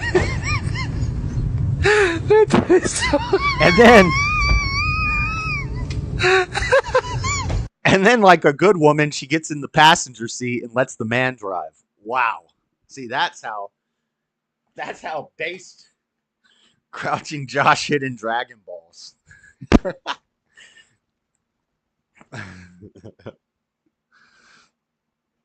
Teespring.com. What is that? What are you linking t-shirts? Left, right. I don't know what that link is. That's how a man puts stuff in the car. All right. So, Juneteenth news, 10 people shot in the short north, one person in custody. Just to show, the inconsistency in the news. Columbus, Ohio, 10 people are injured after a mass shooting early Sunday morning. This is from NBC4.com out of Ohio. 10 people are injured after a mass shooting early Sunday morning in the Short North Arts District near downtown Columbus. Columbus police said 10 men were shot. One of the victims was a man taken to the hospital in critical condition. The other 9 are in stable condition. And among the 10 shooting victims, which police said were all men, 2 were juveniles, while the other 8 are adults. Victims range from age 16 to 26. No description of the suspect. No description of the victims. Just 10 juveniles. Now, what does that mean to you? I don't know. Meanwhile, in this article, we have another shooting. 4th victim dies a day after a mass shooting in Arkansas grocery store. Police said a 4th victim died a day after the shooting opened fire, wounding 9 others. The latest victim died Saturday evening. Arkansas State Police said in a statement listing a total of 14 people hit by gunfire. It was the latest mass shooting with a grocery store as its backdrop. In 2022, a white supremacist killed 10 black people at a Buffalo supermarket. We have to mention white supremacists.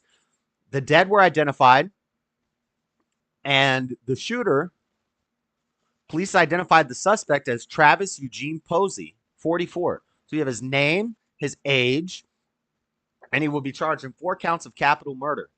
And then in other articles, we get a full description of the man. Oh, where'd it go? On Google, there was a picture of this guy. Anyway, they give us a description of the shooter. They give us a picture of the shooter. Here's what we know about Travis Posey. So we're going to learn all about Travis Posey, the suspected gunman in the shooting. Anyway, the point is he white. And then make sure to let us know about the white supremacy. His pictures all over the internet. Meanwhile, this guy who shoots up 10 people, you know why? It's because this was probably gang violence. So I thought of a potential reason for why they do this. So we know that the FBI doesn't report on race in shootings anymore because the statistic turns out to be racist because of climate change. But it could be, I'm going to give the media the benefit of the doubt here. It could be that there are gang, what are they called? Cops who are like looking into gang violence. Maybe they don't put the suspect's information out because they're working on a case involving gang violence. So the gang task force or whatever is trying to shut down these gangs. Maybe that's why they don't give us the suspect's information in these gang violence shootings. But they're always quick to give us a full description of the suspect when it's a white person. Just interesting, just to show the inconsistency in the media. But I am giving them the benefit of the doubt. I thought of this. There could be a reason for it, that they're trying to break down the gang, so they don't want to put that stuff out there. And then one more, not a mass one, but a little more violence. We got some sad stories here. Utah, local news for me. Transgender Utah woman shot parents dead. Told police she would do it again. Mia Bailey, 28, led multiple police agencies on an hour-long Utah manhunt in her yellow Kia Soul. Let's watch this article. Now, this is from Fox, so at least Fox will say that it's a transformer more than meets the eye. And we've been seeing a lot of these lately.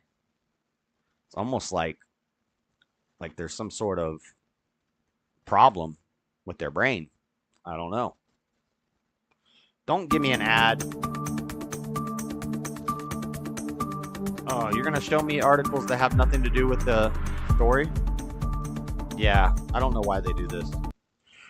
I'll just read it.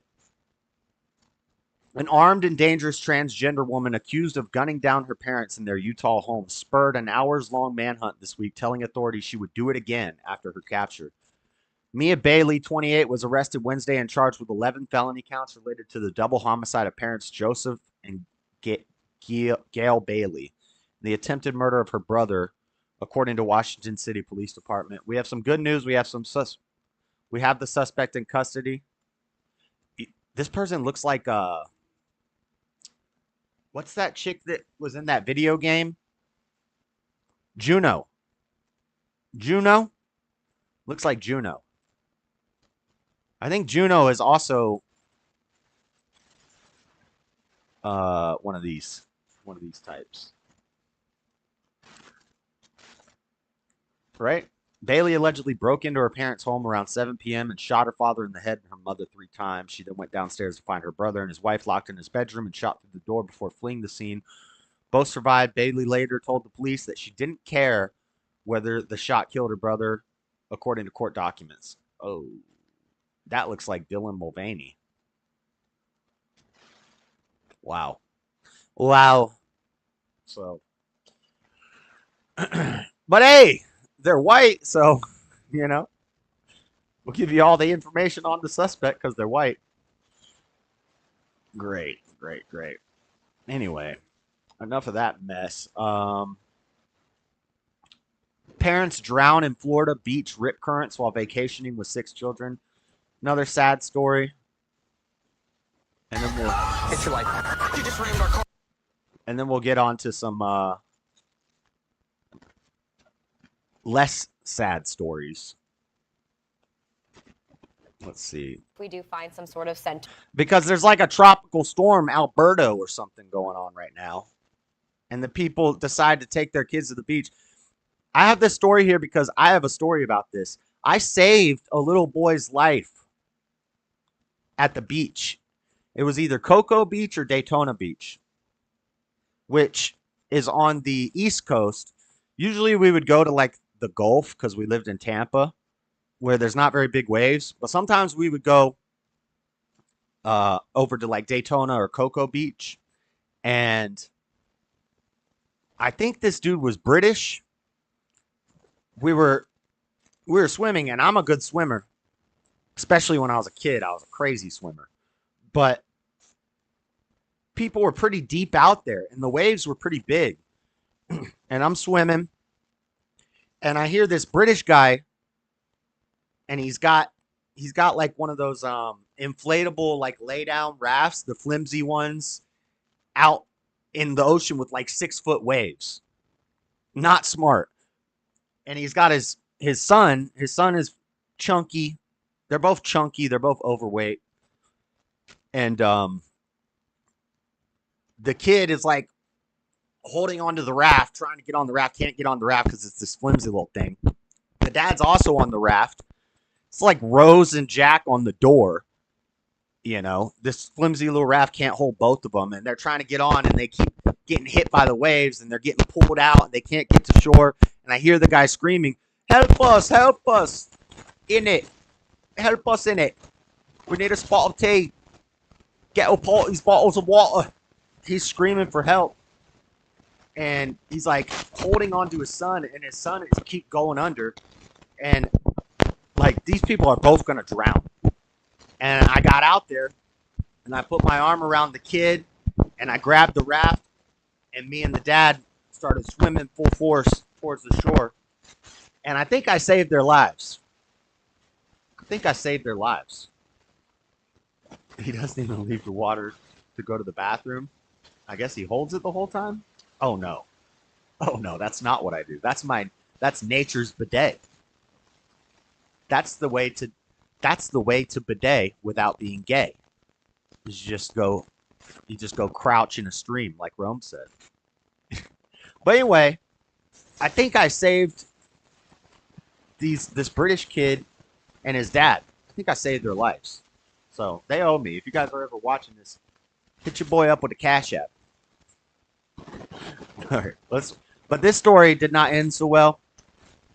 And you don't go to the beach on the East Coast of Florida or California where there's big 6-foot waves during a tropical storm as a tourist.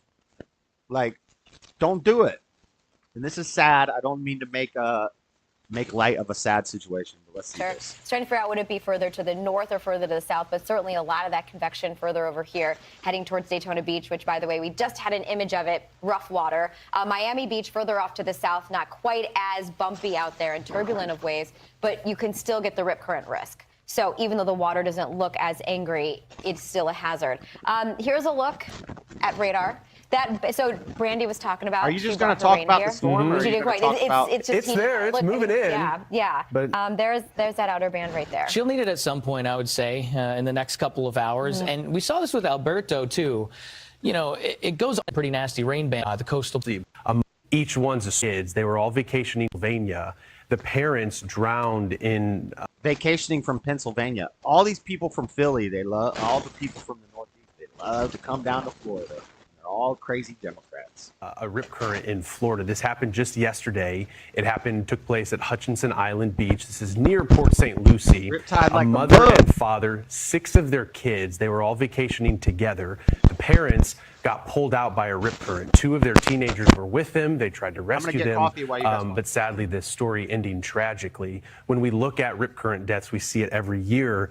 each one's a story. It's not just a count, but we see what's occurring in Florida. And on a Friday where we're so eager to talk about summer, we're so eager to talk about the good news, there are those dangers that are there. And whether or not we're dealing with one of these, I mean, those rip current risks go up to the Outer Banks of North Carolina. Yeah, and this is a family from Pennsylvania. And when you talk about not being so acclimated to it, I was talking to you, Ari, you said your dad used to get caught up in rip currents. He was a strong swimmer, though. That's the thing. Understanding how they behave. Understanding and not panicking when you're in that scenario. But I think it also goes to show out of this tragedy, these were two adults. And yesterday, your coverage yesterday.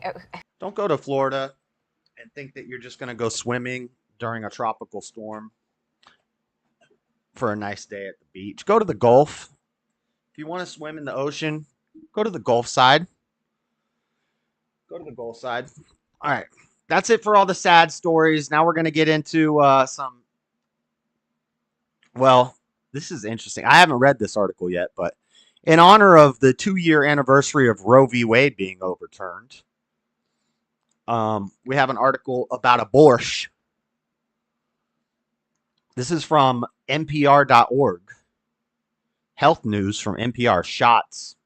Abortion is becoming more common in primary care clinics as doctors challenge stigma. So now, instead of Planned Parenthood, I guess they're just doing it at the doctor's office. I don't know. I haven't read this article yet. That's just the headline. It's a typical Tuesday at Seven Hills Family Medicine in Richmond, Virginia. The team, which consists of Dr. Stephanie Arnold, registered nurse, Casey Young, and several medical assistants, huddles to prepare for the day. Arnold, a primary care physician, runs through the schedule. 9 a.m. telemed appointment is for chronic condition management. 10 a.m. there's a diabetes follow. 11 a.m. appointment go over lab results for potential sleep apnea. Then there are appointments for knee pain and one for ADHD. The schedulers fit a walk-in patient who has suspected yeast infection, blah, blah, blah, blah, blah. And then at 1 p.m., a patient who took a bus from Tennessee is scheduled for an abortion. So somebody from Tennessee takes a bus to Richmond, Virginia, which is sad because Flora said, like, one day we need to live by a beach. And I said, oh, well, Virginia Beach is one of my favorite places in the country. I love Virginia Beach. And you get kind of that beach house, beach life. It's a Navy town, great town. And Richmond is nearby. So you have the city. You can do the city life. But I think they're pretty blue. I'm not 100% sure. But in Richmond, I guess people are taking buses to go to primary care clinics, not Planned Parenthoods, primary care clinics to get abortion. It's a little bit of everything, which is very typical of family medicine. The patient from Tennessee is one of the 3 abortion procedures Arnold will do today at his clinic, where abortion is just in the mix. Oh, it's our primary care family clinic for families where we kill babies in our spare time. Wow.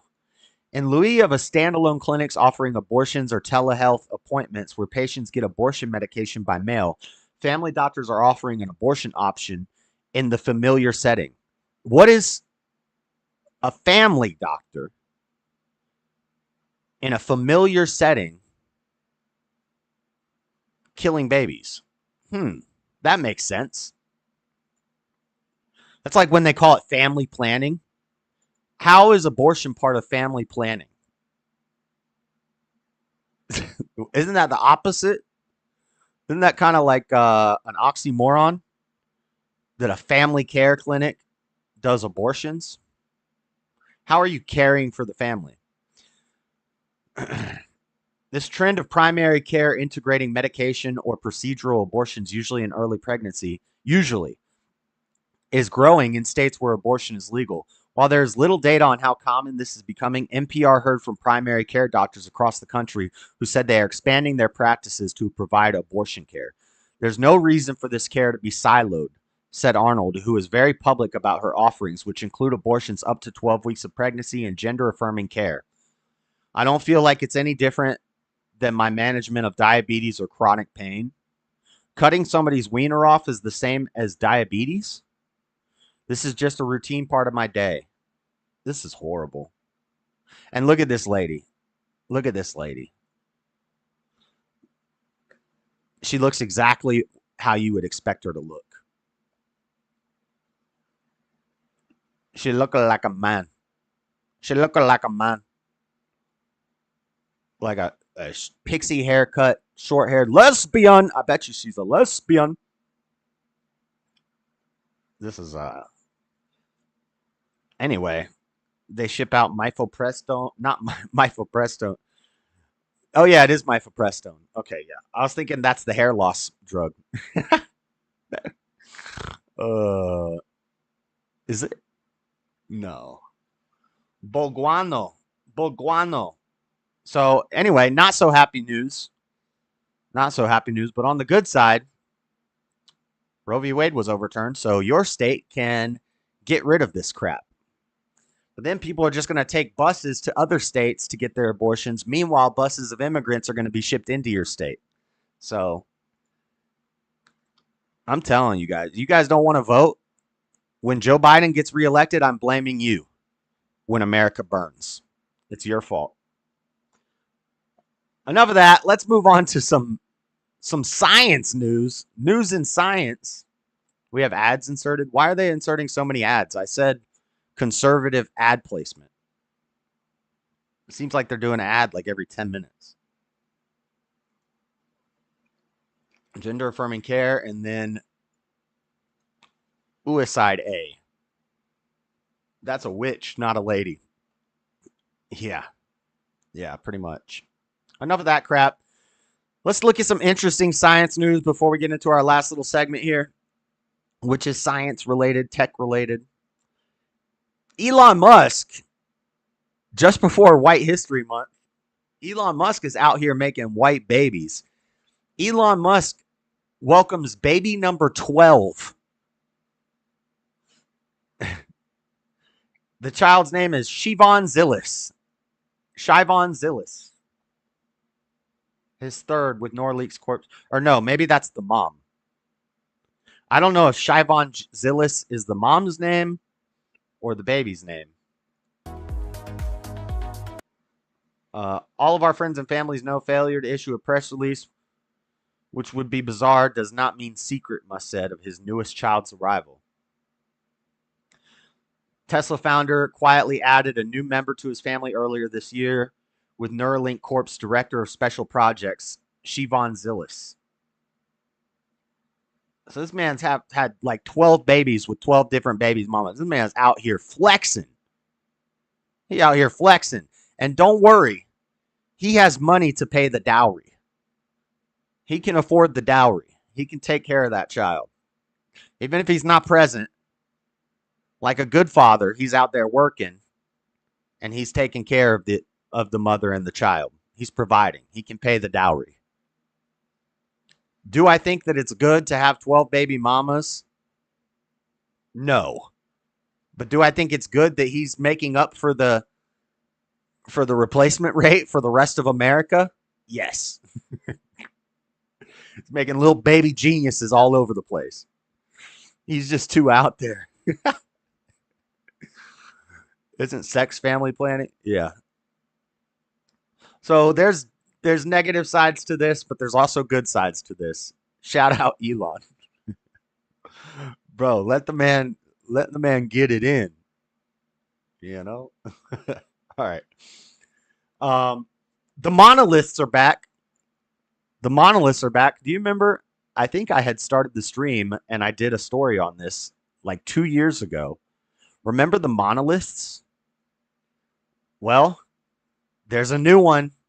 The monoliths are back. It's monolith season, guys. This is what happens with climate change. These things start popping up out of the ground. Now, this was put to rest. They figured out that it was some artist who was installing these things. But they were popping up all over the world. Well, there's a new one in Vegas. And it says, authorities in Las Vegas are puzzled over a mysterious monolith that was spotted over the weekend near Gas Peak. You want to see my gas peak. Anyway. Why are they puzzled? This already happened. We already figured it out. The Las Vegas Metro Search and Rescue said they'll leave it up to the internet to figure out how the object got there. Guys, do these people like not look at the news? This already happened. It's happening again. This is why you can't listen to the news. A new monolith is there in Vegas. So, I don't know. Maybe the fake aliens are coming because they found a Dyson sphere. In other tech news, engineers unlock new design for a record-breaking robot that could jump twice the height of Big Ben. Do you guys know about the jumping contest, the robot jumping tournaments that they do? Basically, you need a robot without a motor that uses the force of pushing off the ground without using like combustible thrust to make a robot that jumps into the air, and then they see who can make the highest jumping robot. And I'm going to show you a video of the former record holder, and I think it held the record for a couple years. But they got a new one. They got a new one here. That crushes the record. The old one, I think, could jump the height of the Statue of Liberty. This one can jump the height of 2 Big Bens. This thing crushed the record. Engineers at the University of Manchester have unlocked the secrets to designing a robot capable of jumping 120 meters, higher than any other jumping robot designed to date. So let's watch this video if you don't know about the robot jumping tournaments. This machine might be the best jumper on Earth. Now, this video is like 2 years old, so this is the former champion. They have a new one that crushes this one. It's 30 centimeters high, but can leap more than 30 meters into the air, 3 times the current world record for a jumping robot. And it does it using unnatural engineering. This is cool. Many robots use design. We got freaking lifelike robots, Tesla robots, Asimo. We got robots that are eventually going to take over the world. We got all that. Meanwhile, these kids are doing science project. I miss the old science. An egg drop experiment. They did an egg drop experiment from space where they dropped the egg in a thing and it didn't crack. This is real science. This is make a little toy robot and see how high you can make it jump using some rubber bands and some sticks, some connects. Get you some connects, get you some rubber bands, make you a jumping robot. Meanwhile, they're trying to make lifelike sex bots that are going to take over the world. I'd rather just see a dang jumping robot. Designs based in biology. The best jumpers the animal kingdom has to offer have a plethora of ways to max. That's not the best jumper in the animal kingdom. It's not a frog. It's actually this little mammal that looks kind of like a little squirrel monkey, but its legs are like huge, and this thing jumps crazy. Maximize their leaps, like long limbs, strong muscles, not a and kangaroo. Extended joints. Some insects like grass. I don't know if it's counting insects. I don't know if it's counting insects and reptiles, but the highest jumping mammal, I hope they show it. It's in the Veritasium video about the jumping robots. If you watch it, they talk about this little squirrel monkey that can jump like crazy high. Its legs are like, its whole body is legs. Grasshoppers even use a form of power amplification to exceed the limitations of their muscles, stretching specialized elastic rods in their exoskeletons that launch them when released. But as diverse as the natural world is, evolution hasn't cracked every option, and there is something that machines can do that nature can't. Work multiplication. Even the most powerful muscles only offer a single stroke of action. Meanwhile, machines can use mechanisms like ratcheting or rotating to build up a store of energy before releasing. Now a team of researchers have investigated the differences between engineered and biological jumpers and took those insights to create a device capable of jumping 32.9 meters. That's taller than the statue of Christ the Redeemer in Brazil. The jumper uses a small motor to reel in a polyethylene line, compressing springs made of an advanced hybrid material. Then a lightweight release mechanism unlatches to launch the device skywards. Now see, That looked like motorized. There are rules for this. So I don't know how, but I guess that's within the rules. Simple, but each element has been finely tuned and honed to maximize jumping performance. From lightweight feet designed to better transmit energy at launch, to a shape that morphs into an aerodynamic dart. According to the team behind the jumper, this design might be near the mathematical limit of jump height using available materials. Nope, and they this found a isn't new just one. an exercise in cool robot design. Jumping is potentially a useful mode of transportation, especially in situations where flight is impossible. For instance, if there's no atmosphere.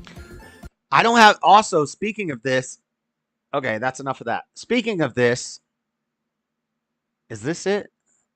No.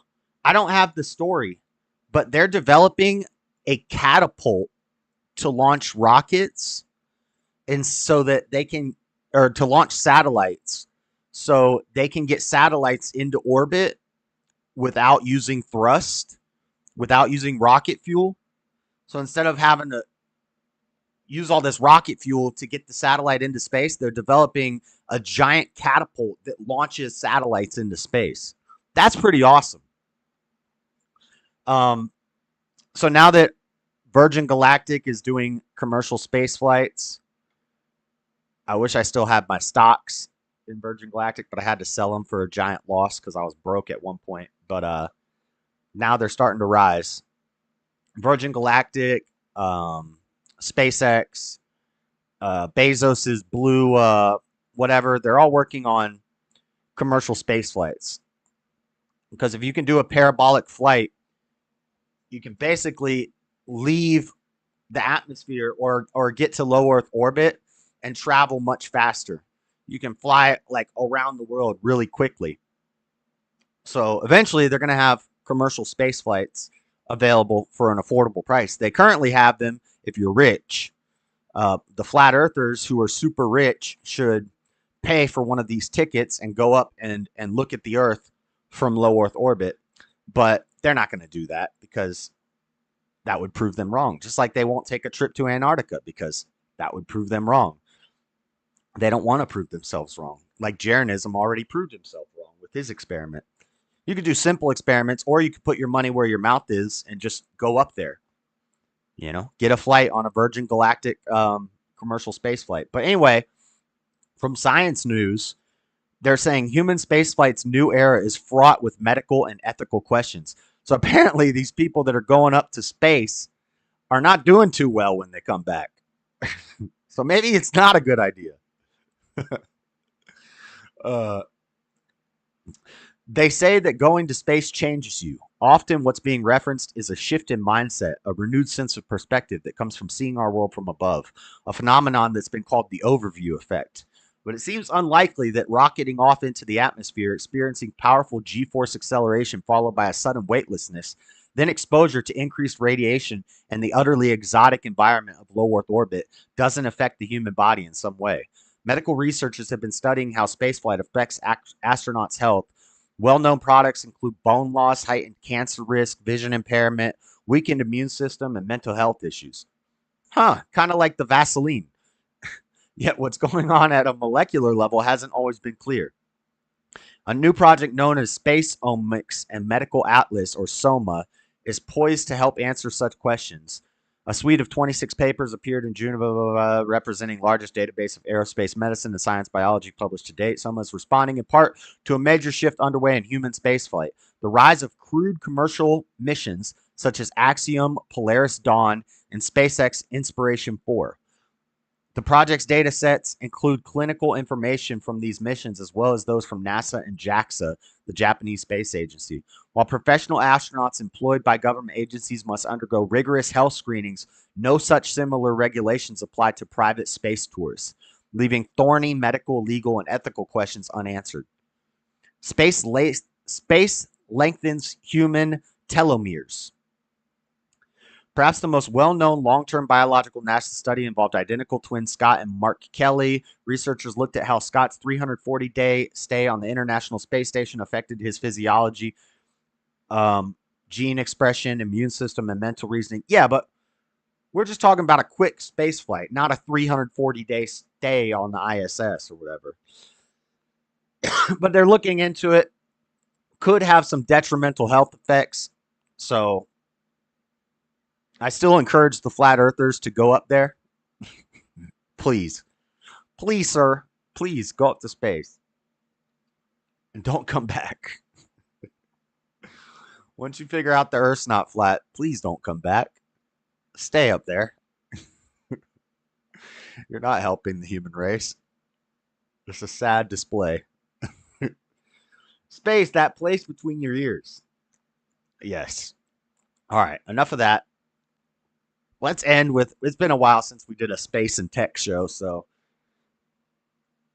let's wrap up with the Dyson spheres. So, you guys know what a Dyson sphere is? It's from fiction. It's from fiction. Basically, the idea is that if there were advanced intelligent life. So right now, we have satellites that shoot lasers. We got satellites with freaking lasers on their freaking heads, right? We're working on a solar panel array in space that can beam down solar energy. Some conspiracy theorists might say this is what leads to some wildfires.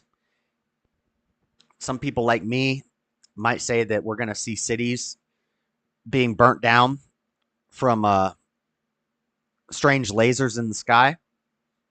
And I was saying that long before Hawaii happened. And I was saying that not before California wildfires, but that could be other reasons. Could be lack of brush management or homeless people in the hills. But it's impossible to fall off a ball. I don't know what that means. Lasers, yep. So anyway, if we're right now making solar panel arrays, we have a huge network of satellites around the Earth, right? And we're making solar panel arrays that beam down energy. The idea is if a species, an intelligent species, got advanced enough, then eventually they would just circle their whole planet in these solar panel arrays, or even crazier, encompass a star in energy collecting panels. So you have like the sun, and then you have solar panels all around the sun that collect the energy from the sun and beam it to Earth or whatever planet you're living on.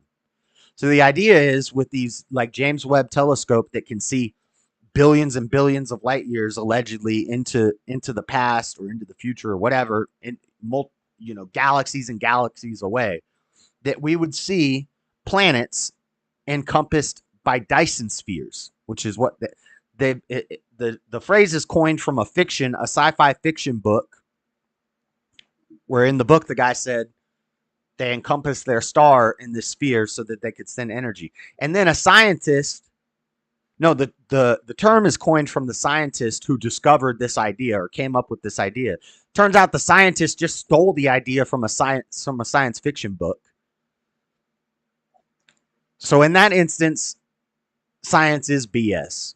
I know I kind of argued with Nada because he said most of science is BS, and I was like, no, real science is not BS. That's called pseudoscience. That's fake science. Real science is not BS. If it's done right, and it's not just some guy making up a theory from a sci-fi book that he read, if it's real science, it's not BS. But there is a lot of BS pseudoscience. So,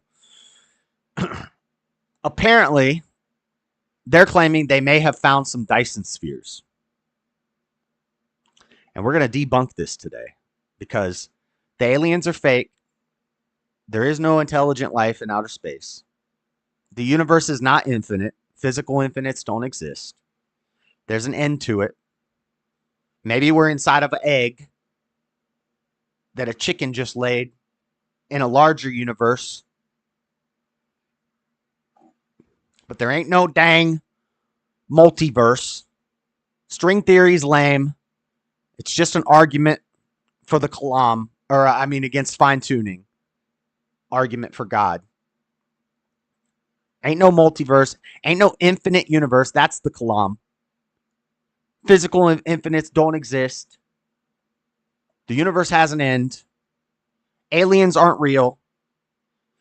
So all this alien propaganda that we get every month, the Pentagon says they found UAVs and stuff. Don't believe it. Don't believe it. It's all Project Bluebeam.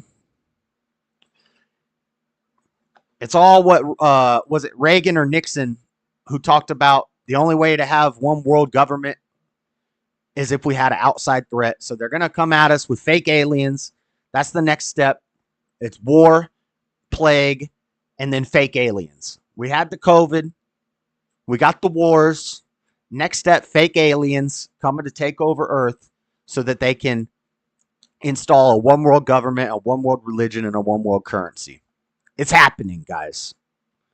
Get ready for it. Let's watch this video about the DYSON spheres. Stars that might be surrounded by super advanced alien megastructures known as DYSON spheres. Yes, I said alien structures, and I know what you're thinking, but just stay with me here. Bro, this is what they're coming up with this from? Some black dots? That's it? That's what you got? Because the basic idea was this: superior intelligent life might build big structures around their home stars or planets as a way to harness or reuse that energy. A 1960s physicist who came up with this idea. He didn't come up with that idea. He read it in a freaking science fiction book. Freeman Dyson argued that if these structures existed, there'd be so much energy that human scientists on Earth could probably spot it because it would emit a lot of infrared radiation. So in this new study, researchers say they found 7 sources glowing in the infrared. Those are their words, but couldn't find an obvious explanation for why these sources are glowing so much, which could mean they're Dyson spheres or something else. What's up, Dead Reckoning? Welcome, Dead Reckoning. I don't know if I've ever seen you in here, but welcome, sir. Or ma'am. It's ma'am. And what I'm saying is, what? Space is so crazy. I wish I understood it better. So let's talk to a scientist. What? Space is so crazy. To help wrap our heads around this, I'm joined now by Professor Jana Levin. She is an astrophysicist and author of the book Black Hole Survival Guide. Bro, did you hear about the women astronauts that lost the dang toolbox in space? I wouldn't let a woman fix my car. What makes you think I'm going to let her go up to space and fix the dang space station? They lost the toolbox in space. True story. Well as the Claire Tow Professor of Physics and Astronomy at Barnard College of Columbia University. Professor, first of all, thank you so much for being here. Thanks for having me. I tried to explain it a little bit. That was my very dirty version. I was going to be like, yeah, but I'm an English major who just had Google. You have a PhD in physics from MIT. So how do you explain Dyson spheres? I think there was an excellent... Oh, she's got Dyson sphere earrings. You know what they say about big hoops?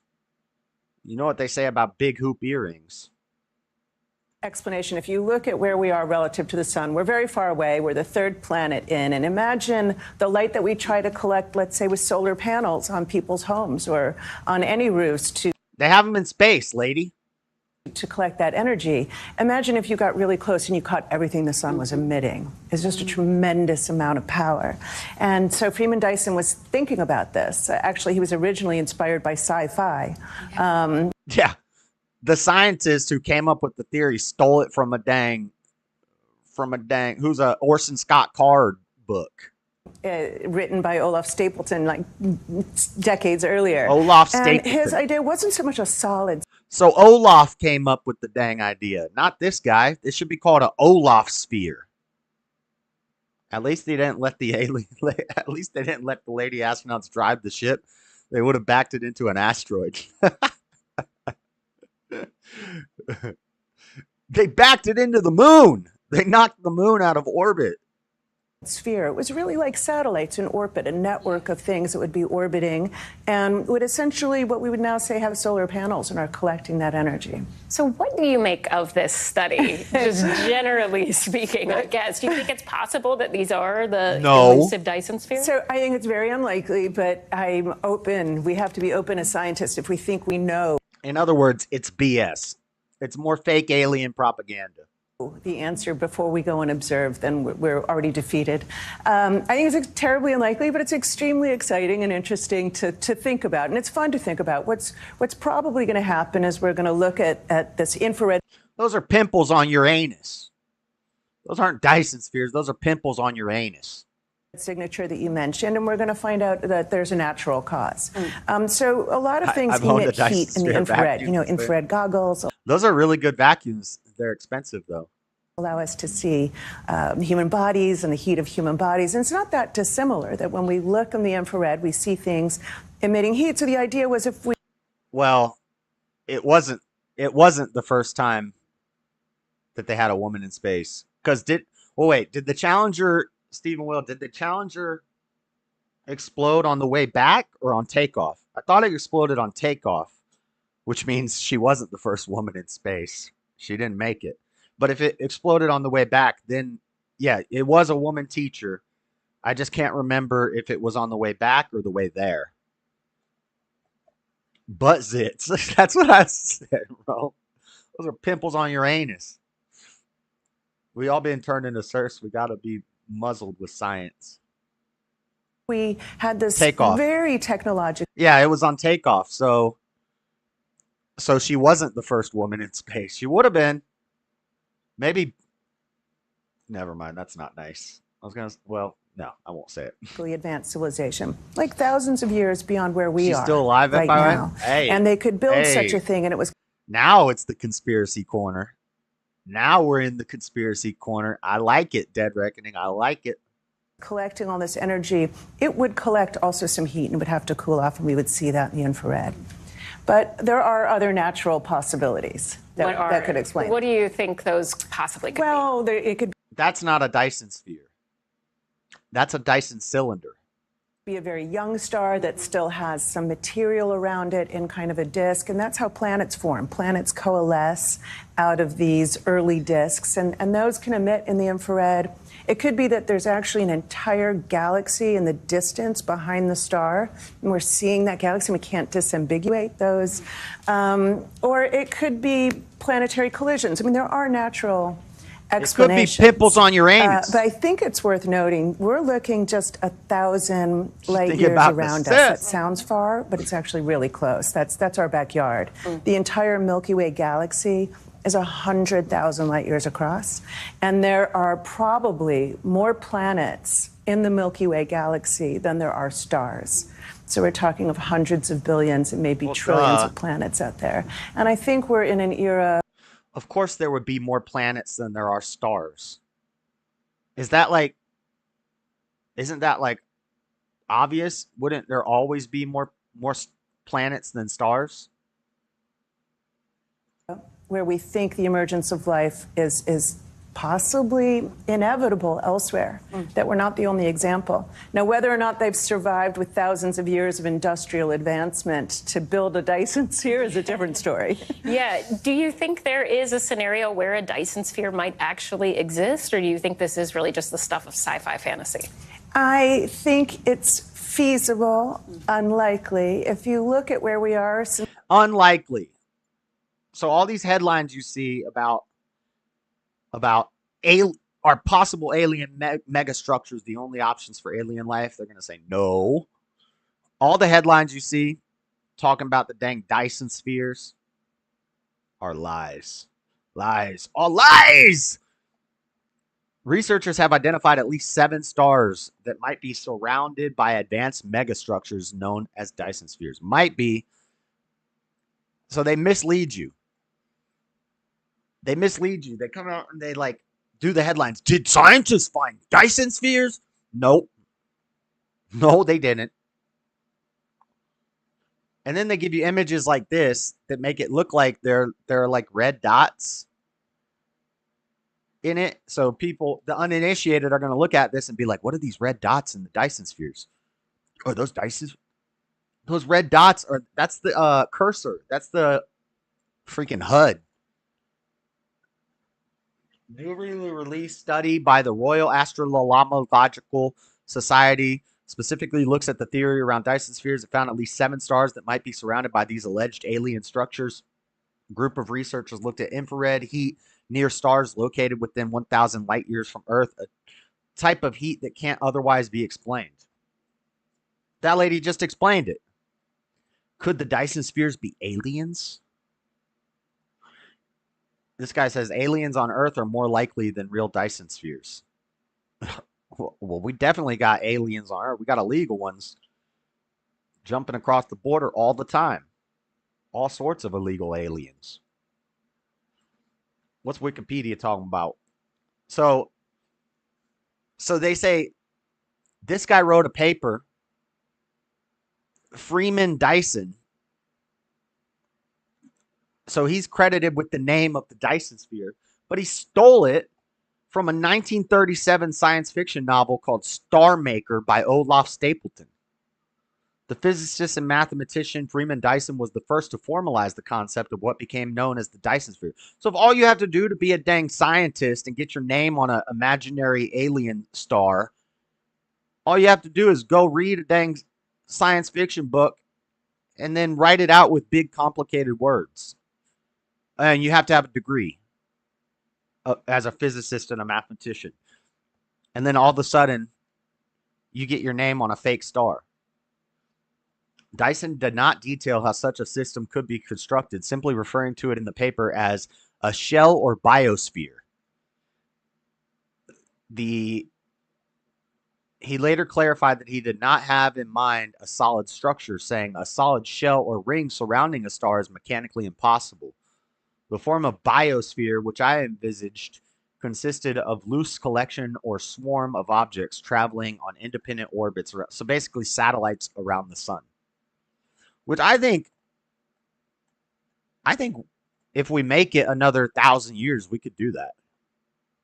We could get some satellite going around the sun. The problem is the sun has so much energy, it would have to be very, very, very far away from the sun.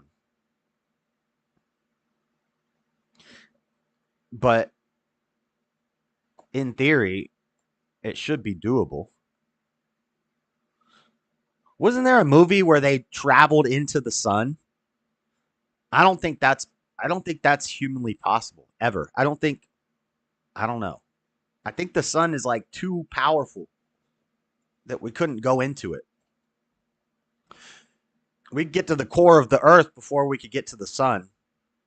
We're trying to get to dang Mars and we can't even explore the ocean. No, I don't think we could get to the core of the earth because that's hell. That's Sheol. God says, and I think Amos, that if you try to get too far from the earth, he'll pull you back down. And if you try to go too deep into the earth, that's where he'll bury you. So that's in the Bible. That's why when they try to dig real deep into the earth, they start hearing screams and seeing Nephilim and stuff like that. True stories. Well, allegedly true. I believe it. The Maya catacombs, when they were going down deep, they said they saw 20-foot tall beasts crawl up out of a pit in the earth. And then like 30 school children went missing in these catacombs. And then they buried the story. You know why? Because that's a doorway to hell. That's a doorway to Sheol, Agartha. You don't want to play with them. That's where the dragons are. That's where the Nephilim are. Leviathan is guarding one of the doorways in the ocean. Maybe there's one in Antarctica, which is why they don't want us to go there. Not because the earth is flat, but because there's a dang gateway to hell there. Probably one in Egypt under the pyramids. Bottomless pit. That's right. That's right. Those are gateways to Sheol. That's where all the unicorns and the dragons and the demons, that's where they're locked. And one day, when the seals break, those doorways are going to be opened. And they're going to be unleashed on the earth. The reptiles, the reptilians live down there. Yep. The Nazis are smart when they built their moon base because Earth's going to be a mess. Hell is flat. No, hell is the core of the earth. It's very hot. It's very large. It fits all the criteria. And it says Christ went down there when he died. to battle with Satan. Yep. Facts. Facts. And if you think I'm joking, maybe a little bit, but not really. I do think hell is at the center of the earth. Satan has dominion over the earth. It's hot. It's large. Could be hollow. We don't know. And every time somebody tries to dig down there, there's crazy stories. When we dig really deep, crazy things start happening. So I believe it. I believe it. Hell hath no fury like a woman scorned. The moon is cheese too. I don't know about that. That's crazy. You're crazy. You're crazy. This is why I'm so against flat earth, because if there's flat earth, then there can't be Agartha. Can't be dang Sheol in this core of the earth. You know? Anyway. Supposedly the Bible says that Satan's throne is in modern day Turkey. Huh. Modern day Turkey.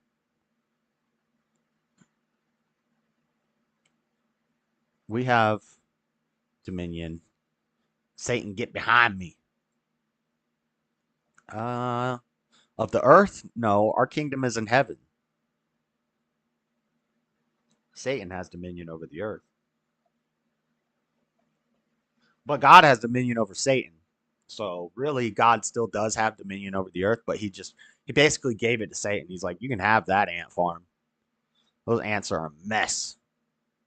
Whenever there's a good one crawling around in there, I'll pick him out and let him live in my ant farm, which is much nicer. I was watching a video of some guy that does ant farms. He had some crazy ant farms. I was like, that looks like a really fun hobby. He had like tunnels that lead to other ant farms and different types of substrate or dirt. And it looked really interesting. Kingdom, not queendom. Alien Dyson sphere megastructures could surround at least 7 stars in our galaxy, new study suggests. Researchers have identified at least 7 stars in our galaxy that may be surrounded by super advanced alien megastructures known as Dyson spheres. However, this is not the only explanation for these stars. Yeah, you should probably lead with that instead of doing a misleading headline. The general idea is that technologically superior alien civilizations might build gigantic... Okay, we get it. Let's see what... You might have heard some things about... Let's see. I know y'all hate Neil. What kind of name is Neil? I'm going to torture you guys for a second with a little Neil here. Bob and Neil. Rapture mode. Dyson sphere lately? What's up with that? There's a new study that may that? suggest... What's up with that?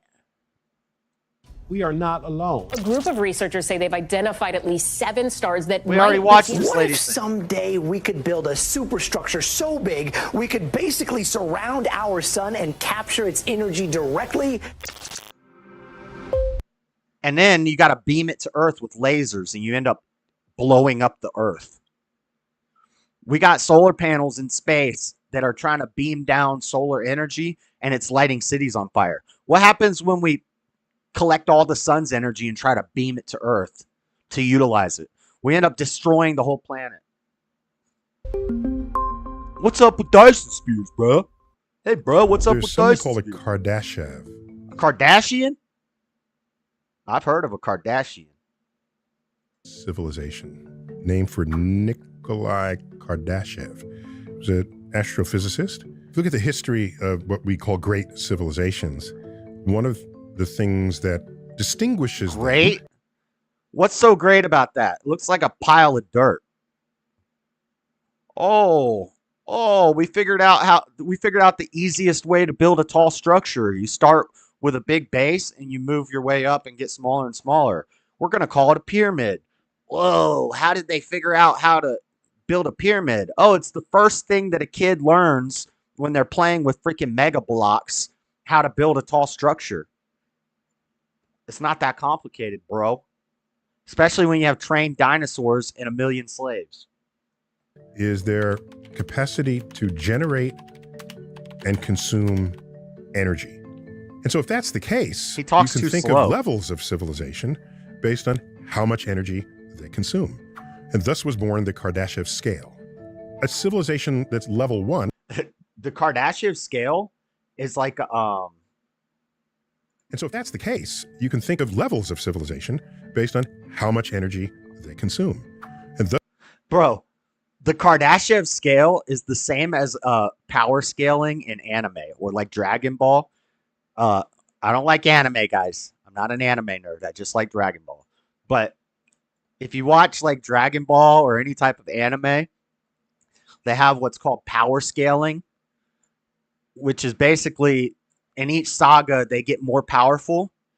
And so the way the power scaling works is like, so at very small levels of power, you could maybe destroy a house. And then you can destroy a city. And then you could destroy a state. Then you could destroy a country. Then you could destroy a planet. So then that would be the planetary level of power. Then you could destroy a whole galaxy. So in Dragon Ball, in the Saiyan saga, they could destroy a moon. And then in the Frieza saga, they could destroy a planet. And then in the Cell saga, they could destroy probably still planetary level at that point, because I think I think at Cell's level it was galaxy level power. And then in the Boo saga, Boo could destroy a universe over time. Not instantly destroy a universe, but over time, Boo could destroy a universe. So that's like another scale of the power level. And then the next scale after that is universal. So when you get to like the Battle of the Gods and Dragon Ball Super, now we're at universe power level. And then once you get to the Tournament of Power saga, these guys are like shaking time. They're shattering time. They're shaking multiverses. So then it's multiverse power level. And then once you're beyond that, it's like multiverse and heavens and hells and like, I don't know. You get, once you're at the end of Dragon Ball Super, you're at like insane power level. Josh, you're getting into debating. You should do many debate streams. Those are always fun. Some debate prep streams. I do, Steven. I do those throughout the week. The problem is I don't like to give away all my stuff before the debate. Then you repopulate with drones.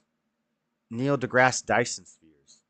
So the Kardashev scale is basically the anime power scaling scale. That was the point of all that I just said.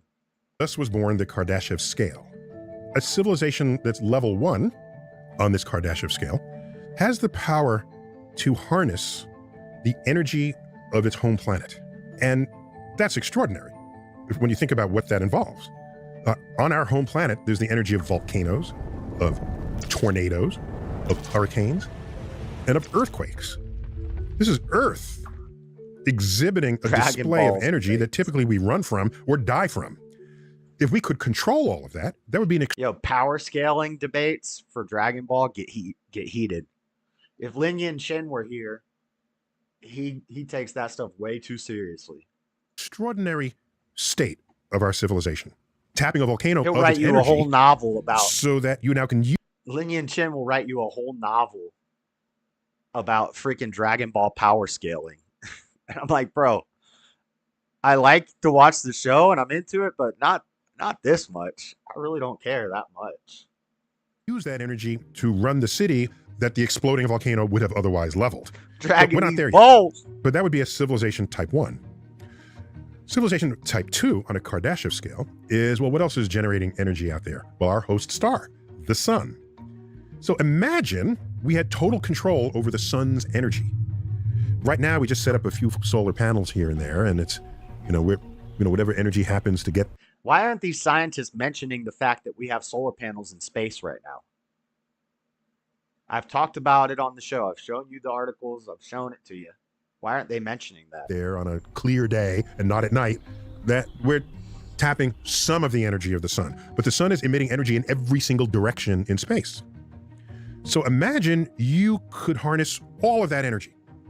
That's vastly more energy than is contained in the Earth. That would be a civilization of extraordinary power. Would they have warp drives, wormholes? Who knows? Some people just stand. Shut up. Between galaxies, because the energy is so plentiful and they have access to it, and especially can control it. It's a big factor when you have access to awesome supplies of energy. That would be scale 2. 3 on the Kardashev scale would be Neil deGrasse Tyson control at all the 1.5 energy speed of all the stars in your galaxy. So our galaxy, the Milky Way, has several hundred billion stars. Several hundred so billion. If you found some way to How do you harness know all that? of that, oh my gosh, this is. Oh my gosh, I can't. Who can imagine what that is? Can you create universes? Can you? Who knows? My daddy. I don't know. I can't think that far ahead. What I do know is that it would be awesomely dangerous, as any new access to energy has really always become misunderstood. when in the hands of bad actors on the geopolitical stage. So what this has done is enabled some people, some colleagues of he's a mine, mess. to say, if there's a civilization type 2 controlling all the energy of its host star, would we be able to see that in our data? There's so much data now available with many telescopes that has observed. I used to have Lin Yin Chen as a friend on Facebook, and we would have private conversations through Messenger, and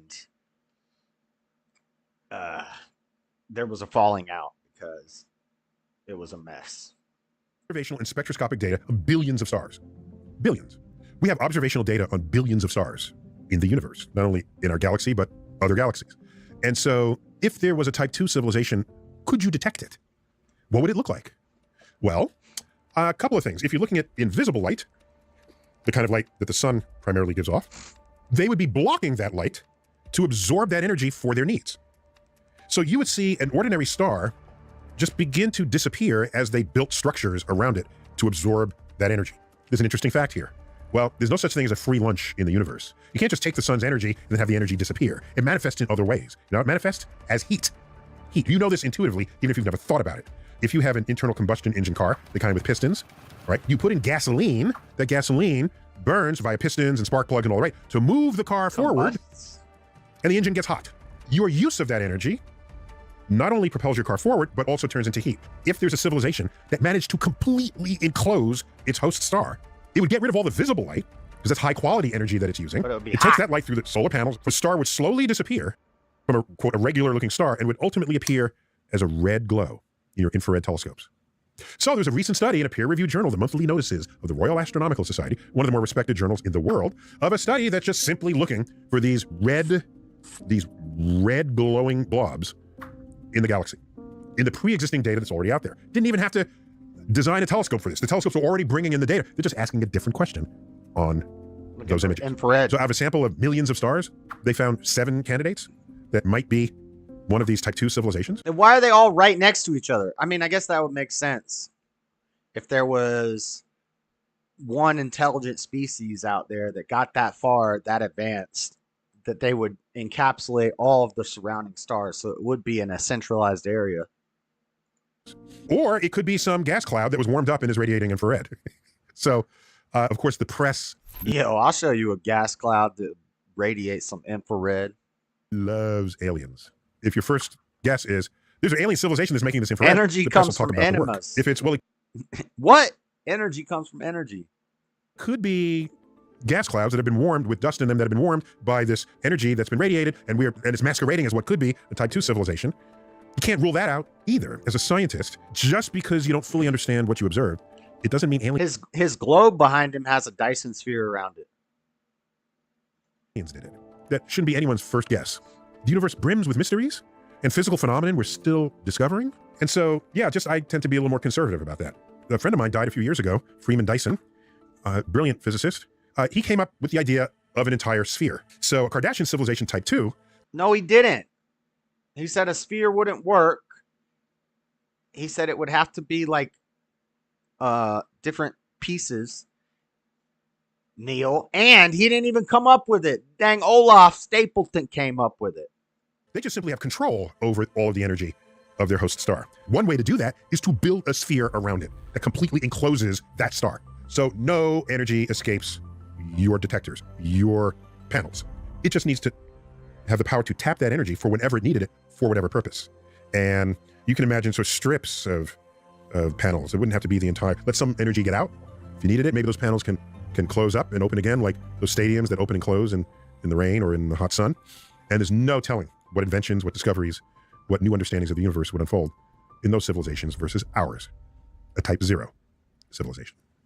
Type 0? That's, what's up? You're a 0. In case you were wondering. Don't call me a type 0.